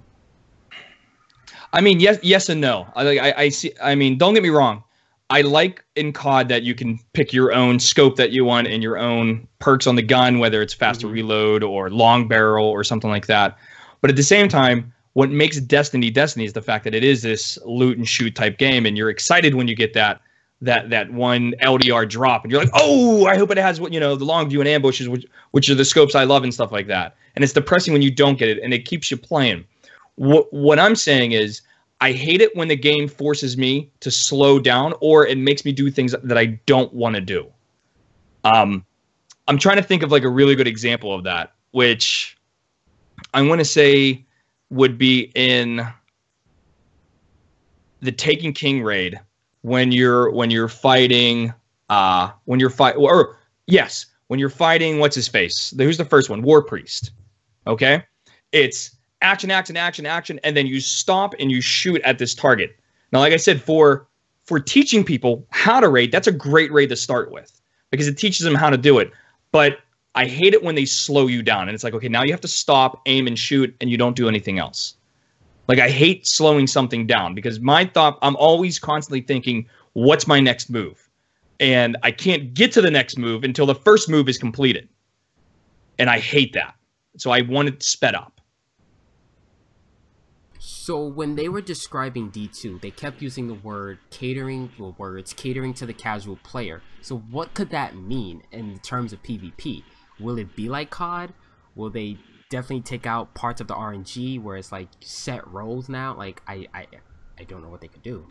I don't know if that necessarily caters no to the casual player though. If you know, I mean, I don't know if you can balance the game around the casual player. Things like aim assist and stuff like that certainly cater to, I think, in a certain way, cater to the casual gamer. But I think as far as what you're looking for in Destiny 2's PvP, you can either talk about like in-game mechanic balancing type of things, or you can talk about like game modes and such. Like in chat, people were mentioning like ranked play. And so that is a way that you can cater to the casual gamer because you can distinctly separate like a, you know, and we mention this a lot when we talk about this, or I mention a lot, you go to something like Overwatch where you have like a quick play, which could be your pub playlist where you just go in and, you know, you just kind of do what you do. And then you have ranked play, like you have in Overwatch, which is, you know, it's when you go in here, you are going in to compete, to raise your skill rating or whatever metric they want to come up with. But I think from a certain perspective, having two separate arenas, one for casual play and one for ranked play, effectively would be catering to the casual gamer because you have two distinct arenas for two different, so almost mindsets of what you're looking for in your experience. All right. I tell you one thing I'd like to see. All right. I'd like to be able to run and reload at the same time. I'd like to just be able to run when I want to run and not be told I can't run by some imaginary thing. And someone's like, but your character got tired. I'm like, my character's a robot. I made a robot on purpose. We don't need batteries. We run because we're electronic beings, right? And dude, you got an artifact for that. You got an artifact for that. And then they're like, yo, it fixed it. And I'm like, Took them 3 years to figure it out. It didn't fix it though. It's still there. It still sprint locks you, but it makes it less likely to happen. You can get like 3 slides off before having to stop sprinting and running. Yeah, and that if they want to go that route though, they need to have an on-screen notifier when that's going to happen. That way, it's not frustrating when it randomly pops up. You can see when it pops up, and you can blame yourself rather than the game. It's just being told what you can't do without them telling you can't do it. It's not cool. It sucks. It's going to be audible. You're just going to hear. Yeah, right. And the breathing's just going to intensify. Yeah. It's still going to make a human breathing noise, but with robots still, because they forgot the audio clips for it. Yeah, it'll be Darth Vader-esque. Just yeah. How about footsteps? I'd like to be able to hear footsteps. Yes, I would love audio cues. You guys played Spooky Trials? Do you remember how difficult it was to not get shoulder charged? Yeah. It's amazing how many people don't know that there are no footsteps in this game. No, absolutely not. The only audible experience you get for player position is groaning from people being shot, weapons shooting themselves, and jump boosting. And even that gets deafened by most other actions like supers or grenades exploding or people firing in the distance. So footsteps, I doubt they'll get it right in Destiny 2 with footsteps, though, unfortunately. It still would be nice to be able to hear someone coming up behind me who's fully armored and ready to kill me. Yeah. But I could see how they'd have a problem with it. And you could really feel it, I think, in the two different maps that they had for Spooky Trials, because you had Cauldron and then you had, I think it was Anomaly, right? And Yeah, Cauldron Anomaly has doors, and so you could, your audio cue on Cauldron was the doors opening. You could hear the door open and be like, oh, there's someone, here. But in freaking Anomaly, where there's no doors, you could have somebody literally run up on you, be grabbing your pocket, and you would have no idea that they were coming if you didn't look that way by chance. And it's limiting the kinds of senses you have to play games competently, right? Like, I mean, if you're a good player, you're going to hear noises, you're going to notice things, you're going to respond quickly. But the whole fact that it doesn't make any noise reduces the skill gap, because now no one can hear when anyone's coming, and it's all kind of just RNG. You're all thrown in there, and you have to depend on teammates' coordination and callouts in order to decipher whether or not opponents are nearby.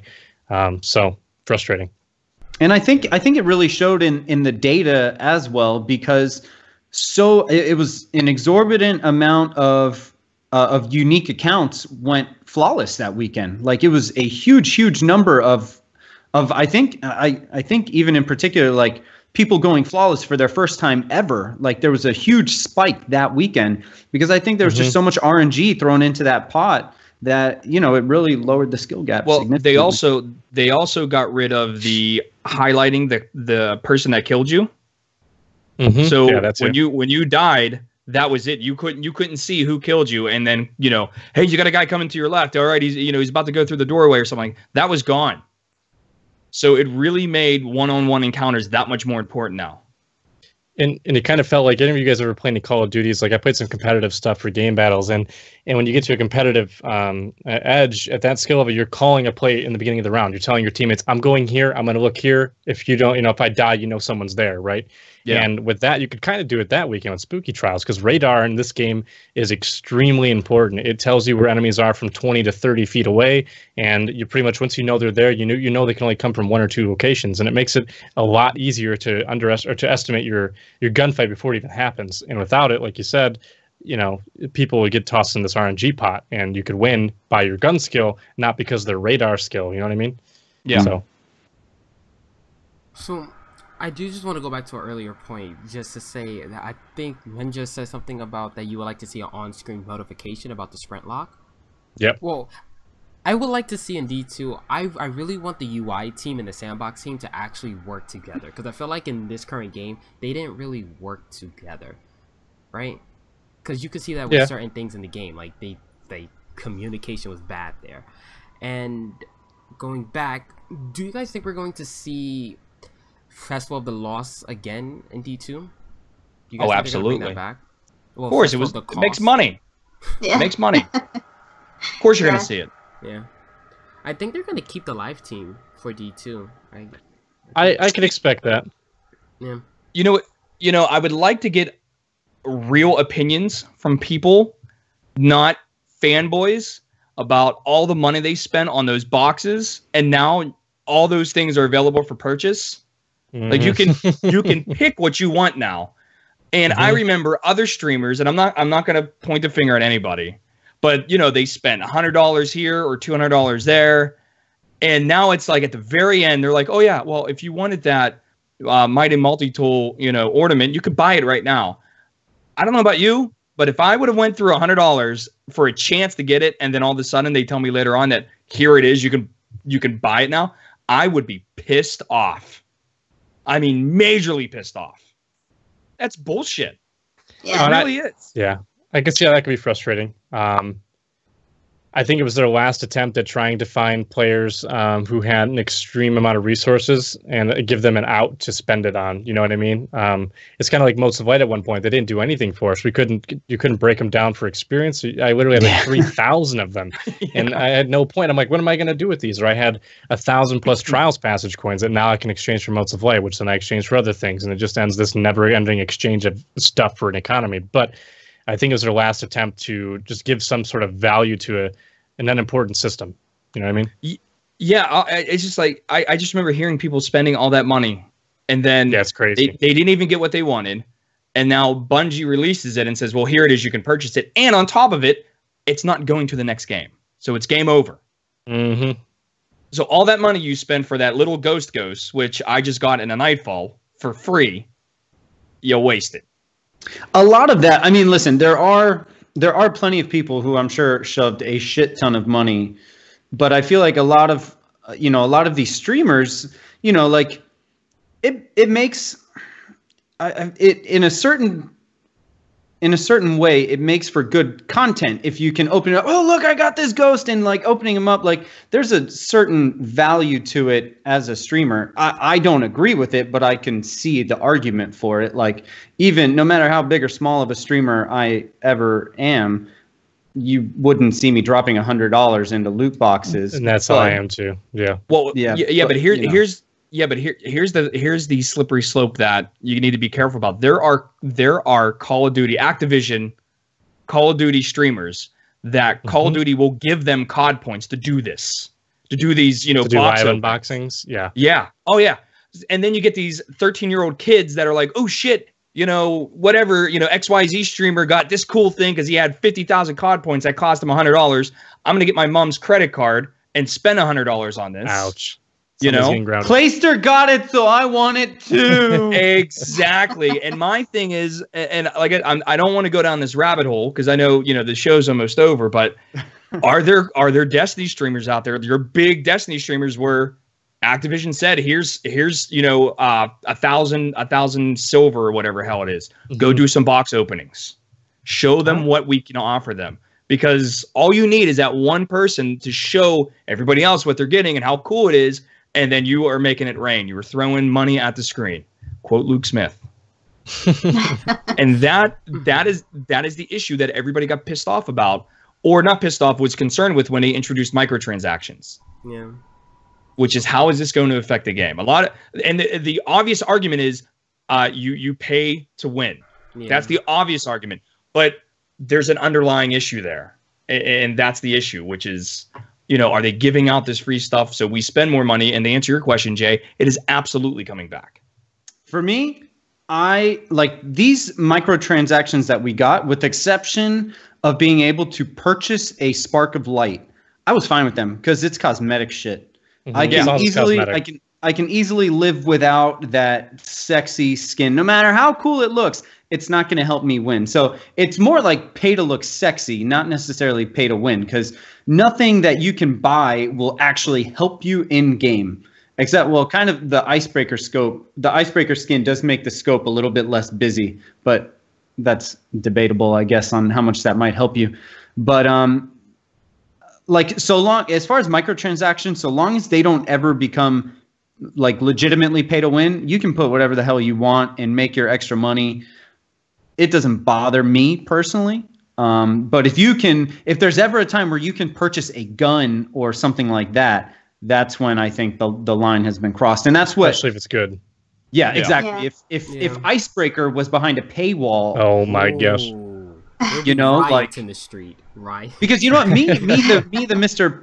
Pinch a penny with shit like this, I might have shelled out for an icebreaker if I felt like I needed it, or I felt like it would give me that leg up in trials where I'm trying to, help people. And I mean, it's an investment as a streamer, right? Absolutely. Yeah. That I would have probably seen that as a worthwhile investment. Actually, I would have.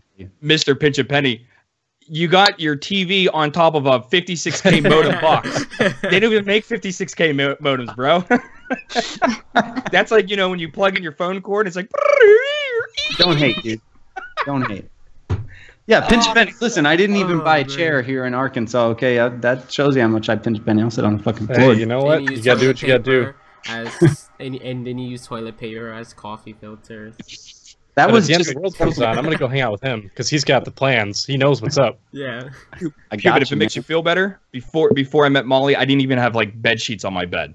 I would like just grab like a shirt or a towel and use that as a blanket and just fall face first into the bed.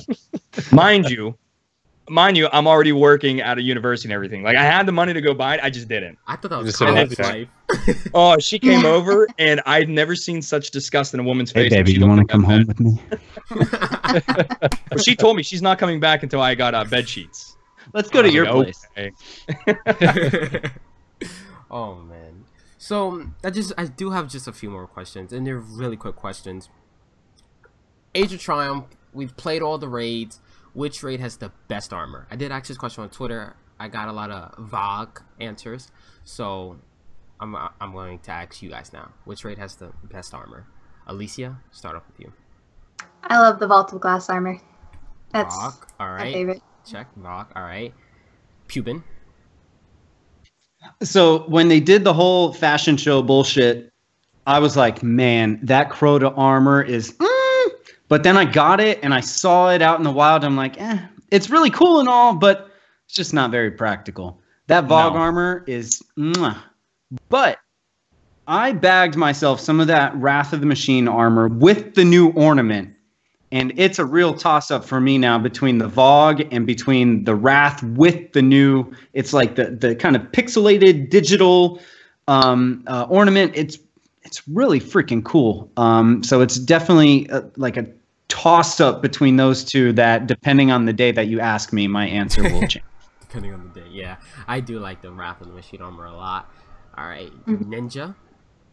It's a toss between Vault of Glass and Wrath of the Machine, either of which I won't really wreck in PvP very much because I'm a perk person. I want the perks to be right for everything, my build to be right. But red and black, oh, that looks good when you do it right. But Vault of Glass as well. I'm like, I've got all these memories from when I first started doing raids, and I'm like, I could be part robot, even though I'm already a robot. Like I could have a Vex leg or something. I think that's really cool. But also big sucker for like LEDs, those cool lighting effects that they did. I think it was massive hype beforehand. You don't notice it in PvP. Like it coordinates with your player shield. I look at health numbers for that, and I don't look at the lights for it. But I gotta say, I think on a good day I'm Wrath the Machine, but on an occasional day I'll be Vault of Glass all the way. So I really wish, because I'm like a min-max guy for my build, like I got all this cool gear, but it's all shit rolls. So I just went like, I was like, hey, look, I look so cool. And then I went right back to my tier 12 loadout with, everything. And so that's where transmog comes in handy. Anybody play Diablo? You can make your character look any way you want, as long as you've unlocked it once. I was hoping that they would bring a system like that sometime in the life of Destiny 1. I'm hopeful for Destiny 2. We might get something like that. Yeah. And JRAM.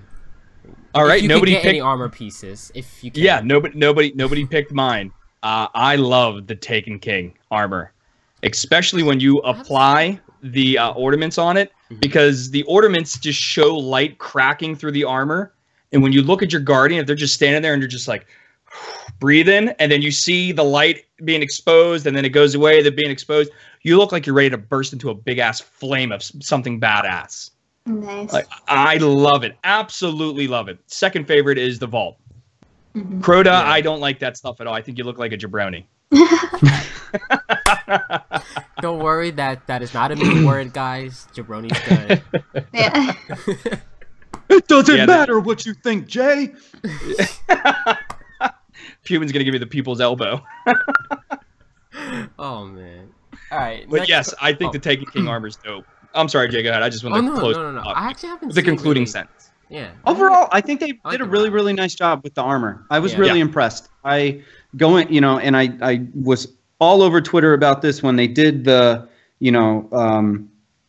when they did the fashion show. And, I'm always going to be a stat guy. Like I will use whatever armor has the best stats, regardless of how ugly it is. Like I have to wear this stupid ass FWC cloak because it's 100% roll, but I'll wear it because it's going to give me the build that I want.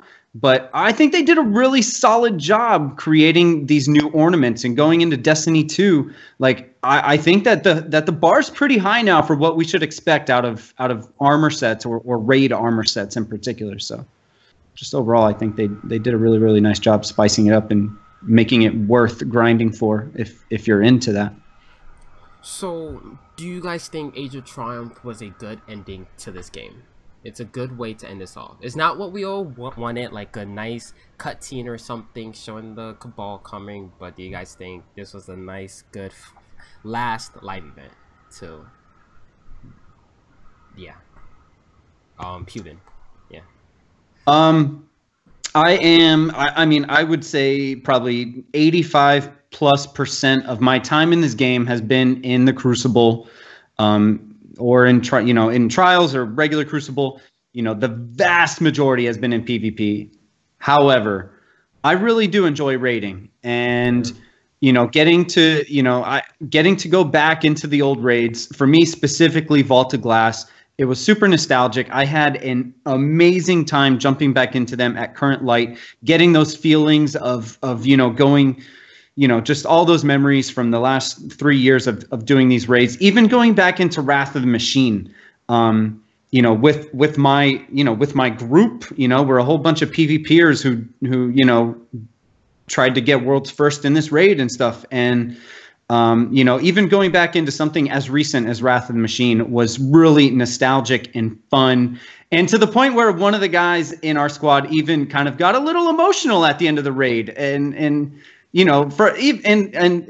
hardcore PvPer in his own right, like got kind of emotional out of the nostalgia of that raid, even though it was just back in December or whatever that it came out. So yeah, I think it was a wonderful way to celebrate Destiny.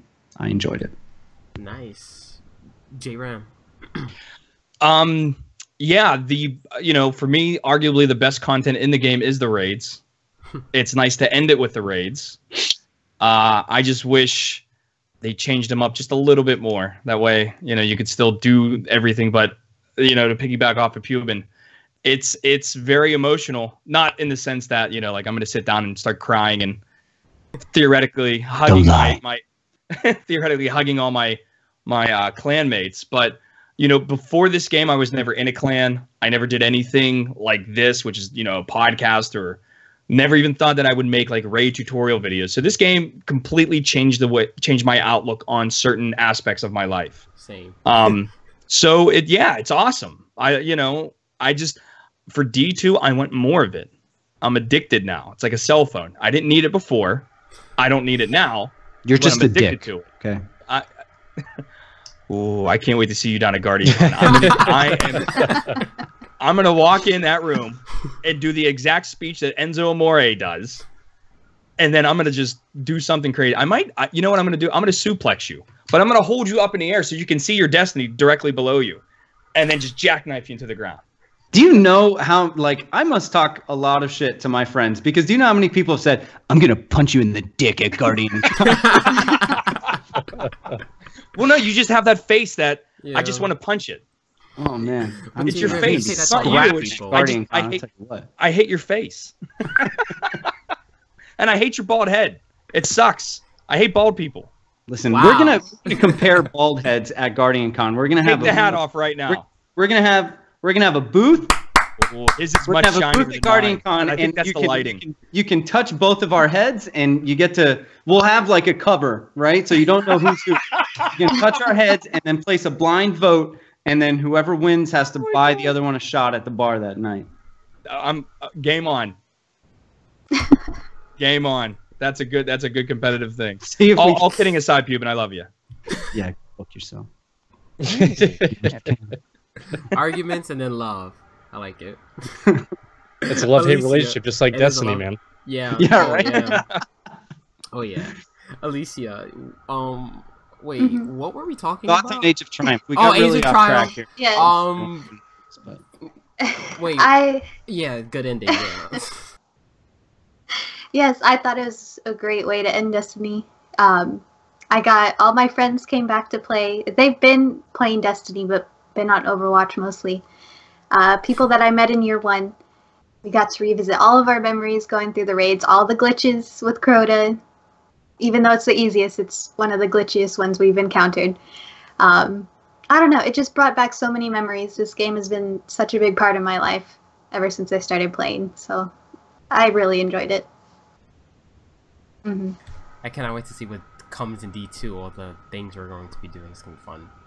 Yeah. And Ninja, do you think Age of Triumph was a good ending to this? I would say it's not bad to introduce Steven. They wrapped it up pretty quickly, but I would have loved them to toss in a little teaser, like an ending to a legendary campaign in Halo, like a fancy cinematic that no one had access to unless you did all the challenge modes and all of the raids they brought back or something for Destiny 2. I mean, something to keep driving the hype, because right now you just did all the challenge modes. You're getting armor. There's nothing to carry on to Destiny 2. There's no connection there other than the talking about it between the people at Bungie and stuff. Story-wise, not bad. I'm hoping the story is going to get better in Destiny 2, though, because I don't have time to explain what I don't have time to explain is a bad way to do things. That's a bunch That's of true. bullshit. Yeah. Even for a PvP player, so I need more than a 2-page coloring book to keep my interest. You know what I mean? So I'm hoping it's gonna be great. I mean, nothing but hope. So pretty good.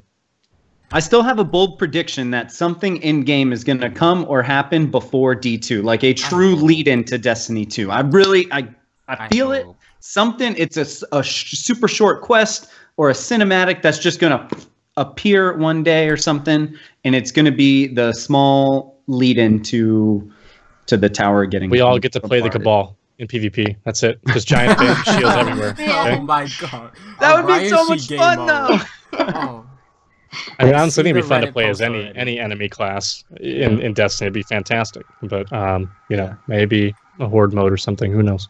A fallen class in D2. That would be nice. Even though they're gone, but that's a totally different story. But They'll be back. I hope so. Final question. I think I'm starting to like to end our shows talking about food, because we did it last week, so I like to bring it in this week.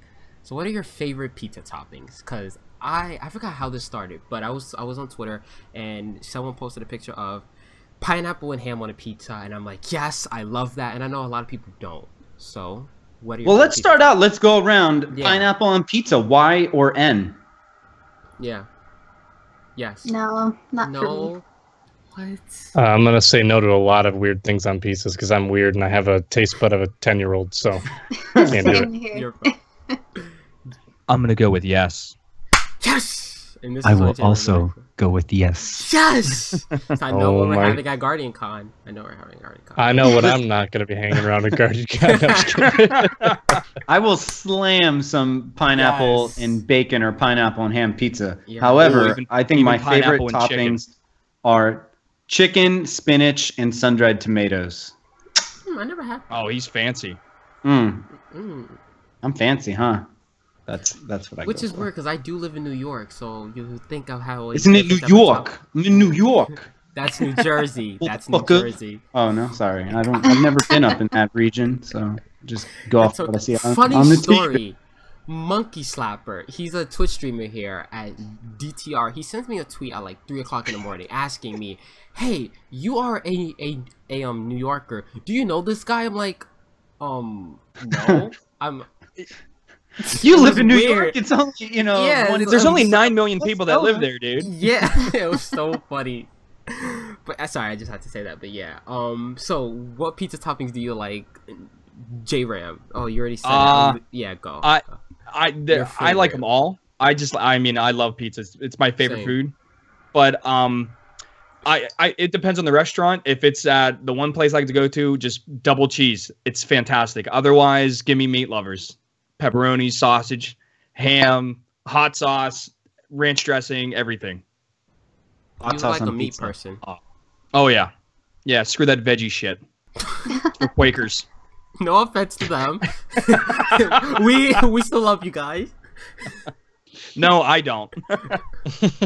Listen, our mouths are designed to chew leaves and rip meat. All right? That's what we're supposed to do. We are omnivores. We did evolve as Yes. omnivores. So. All right. What about you, Alicia? Alicia, yeah. Considering you had some pizza rolls about an hour ago. Ah, Yeah. yes, I love pizza. It's funny, every time I'm playing, I'm always eating pizza or spaghetti. But anyways, I love just pepperoni. But my first job, I actually worked at a pizza place, and our chef made a salmon and spinach pizza. It was so delicious. I did not expect to like it. I wish I could have more of it. So good. Ninja, how do you like that? Salmon and spinach. Oh boy. Alien life forms for 300, please, for Jacob. I would say, since I tend to be a very picky individual, I don't know what it is, whether I was dropped on my noggin when I was younger or whatever. I'm very, very picky. It's not taste of foods, it's textures. I'm weird. So pizza, my go-to, my favorite place nearby is called Hungry Howie's. It's a regional place. I live in Do you live in Michigan. Florida? Oh, never mind. Michigan. It's in the East Coast. That'll be it. Yeah. And I get a well-done round pizza, double pepperoni with Cajun crust. Just pepperoni. I fell in love with a little bit of like bacon crust pizza over when I was in college for a while. And yeah, that's pretty much it. Bacon, pepperoni, cheese. I can't get much more complicated. I'm a simple person. Good enough. I like that. Now, we did discuss burgers last week, and J Ram, Alicia, and Menjo, you were not here. So, really quickly, if you want a nice burger, where do you go? J Ram, you're a meat person. You start. Yeah, but You don't I eat grew burgers? up there. No. I tried that BRGR. Did you guys ever hear that? No. Okay, it's a burger place. I didn't know if it was, all over the United States or just regionally. Mhm. But like I said, I grew up very poor.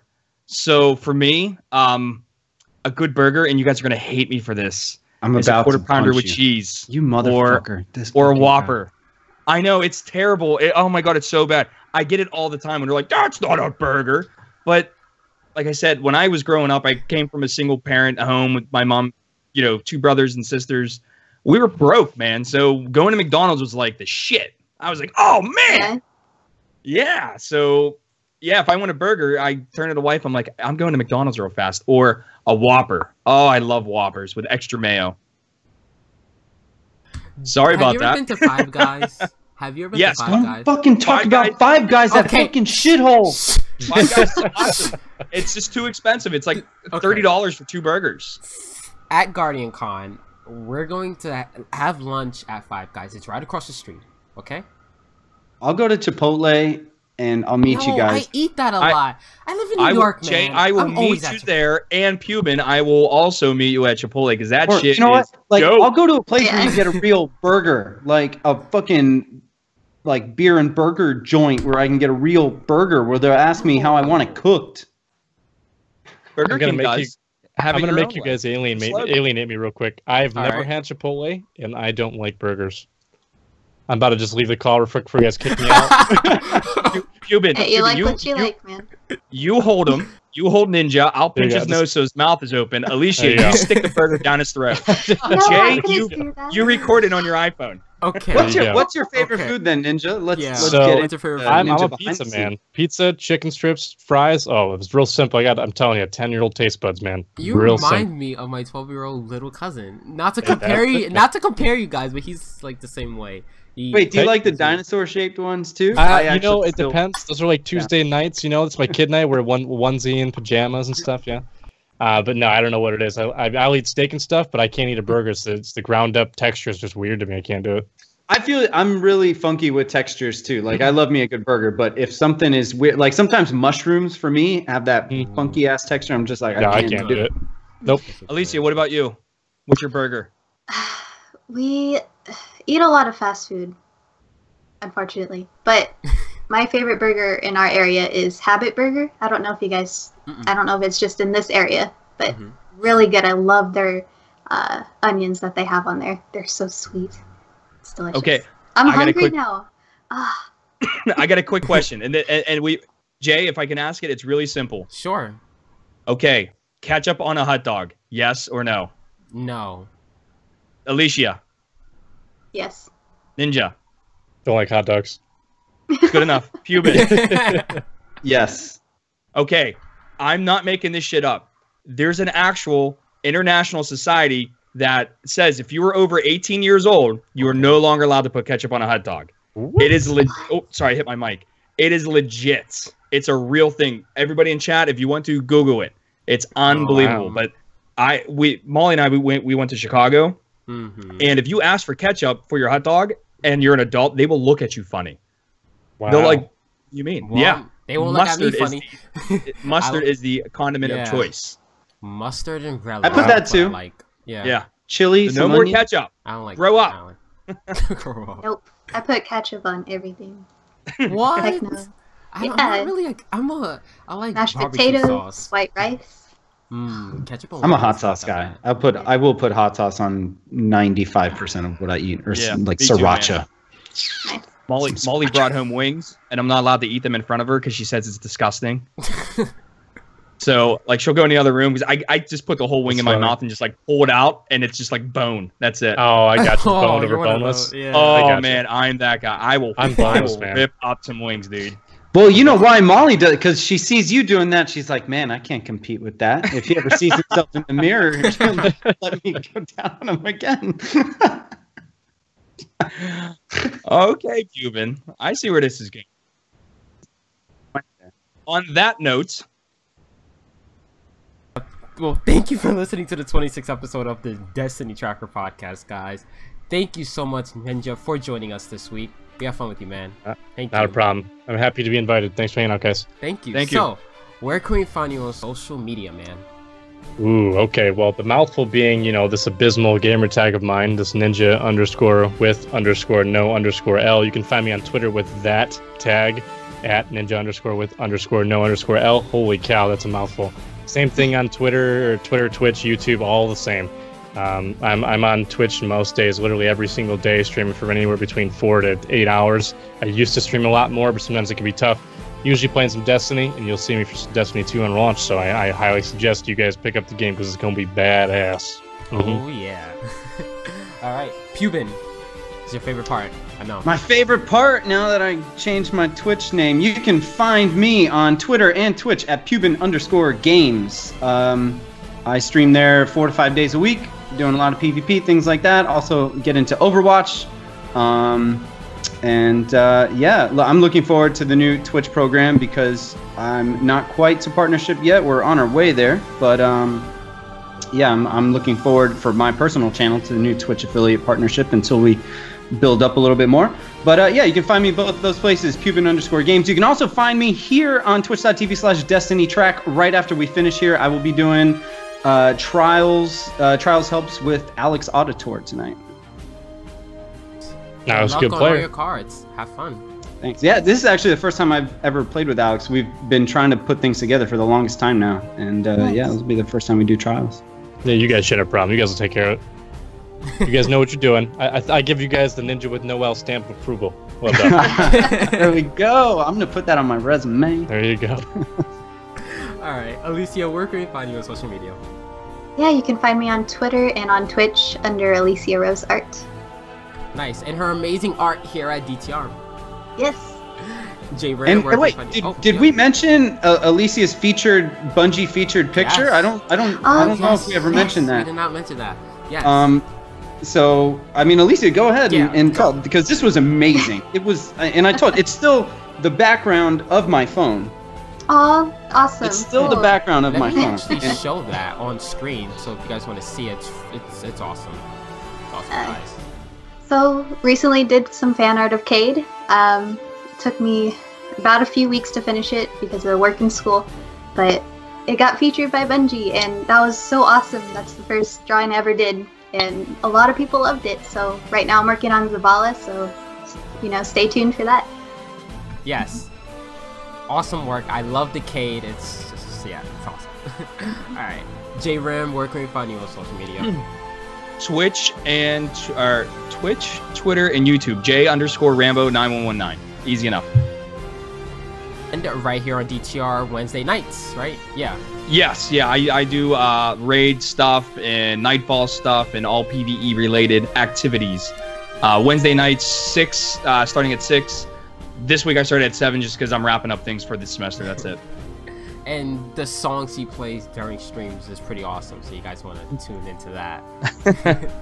Alright guys, you guys can find me on Twitter at J_DTR. You can follow Destiny Tracker on Twitter at Destiny Track, on YouTube at Destiny Tracker, and on Twitch at Destiny Track.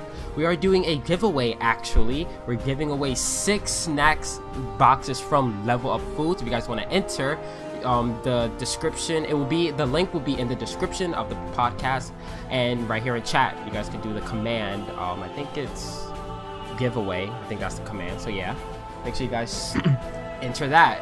It actually ends on Tuesday, so yeah, we will announce the winner on Twitter. Well, And don't forget, if you winners. order from Level Up Foods, use our promo code code. It's Lit 17. We don't have Dan here to read the. I know. If you ever find yourself in the Dreadnought, really needing the Truth Bar, or you ever find yourself in the Cosmodrome thinking, man, I could use a drink. Oh, I miss Dan. Alright, guys. Well, thank you guys so much for listening to the 26th episode of the Destiny Tracker podcast. My name is Jay. Next week, we will have Evil Aura on the show. I'm excited for that. It's going to be awesome. Make sure you guys tune in to the show live. Alright, guys. See you all next week. Adios. Bye-bye. Like.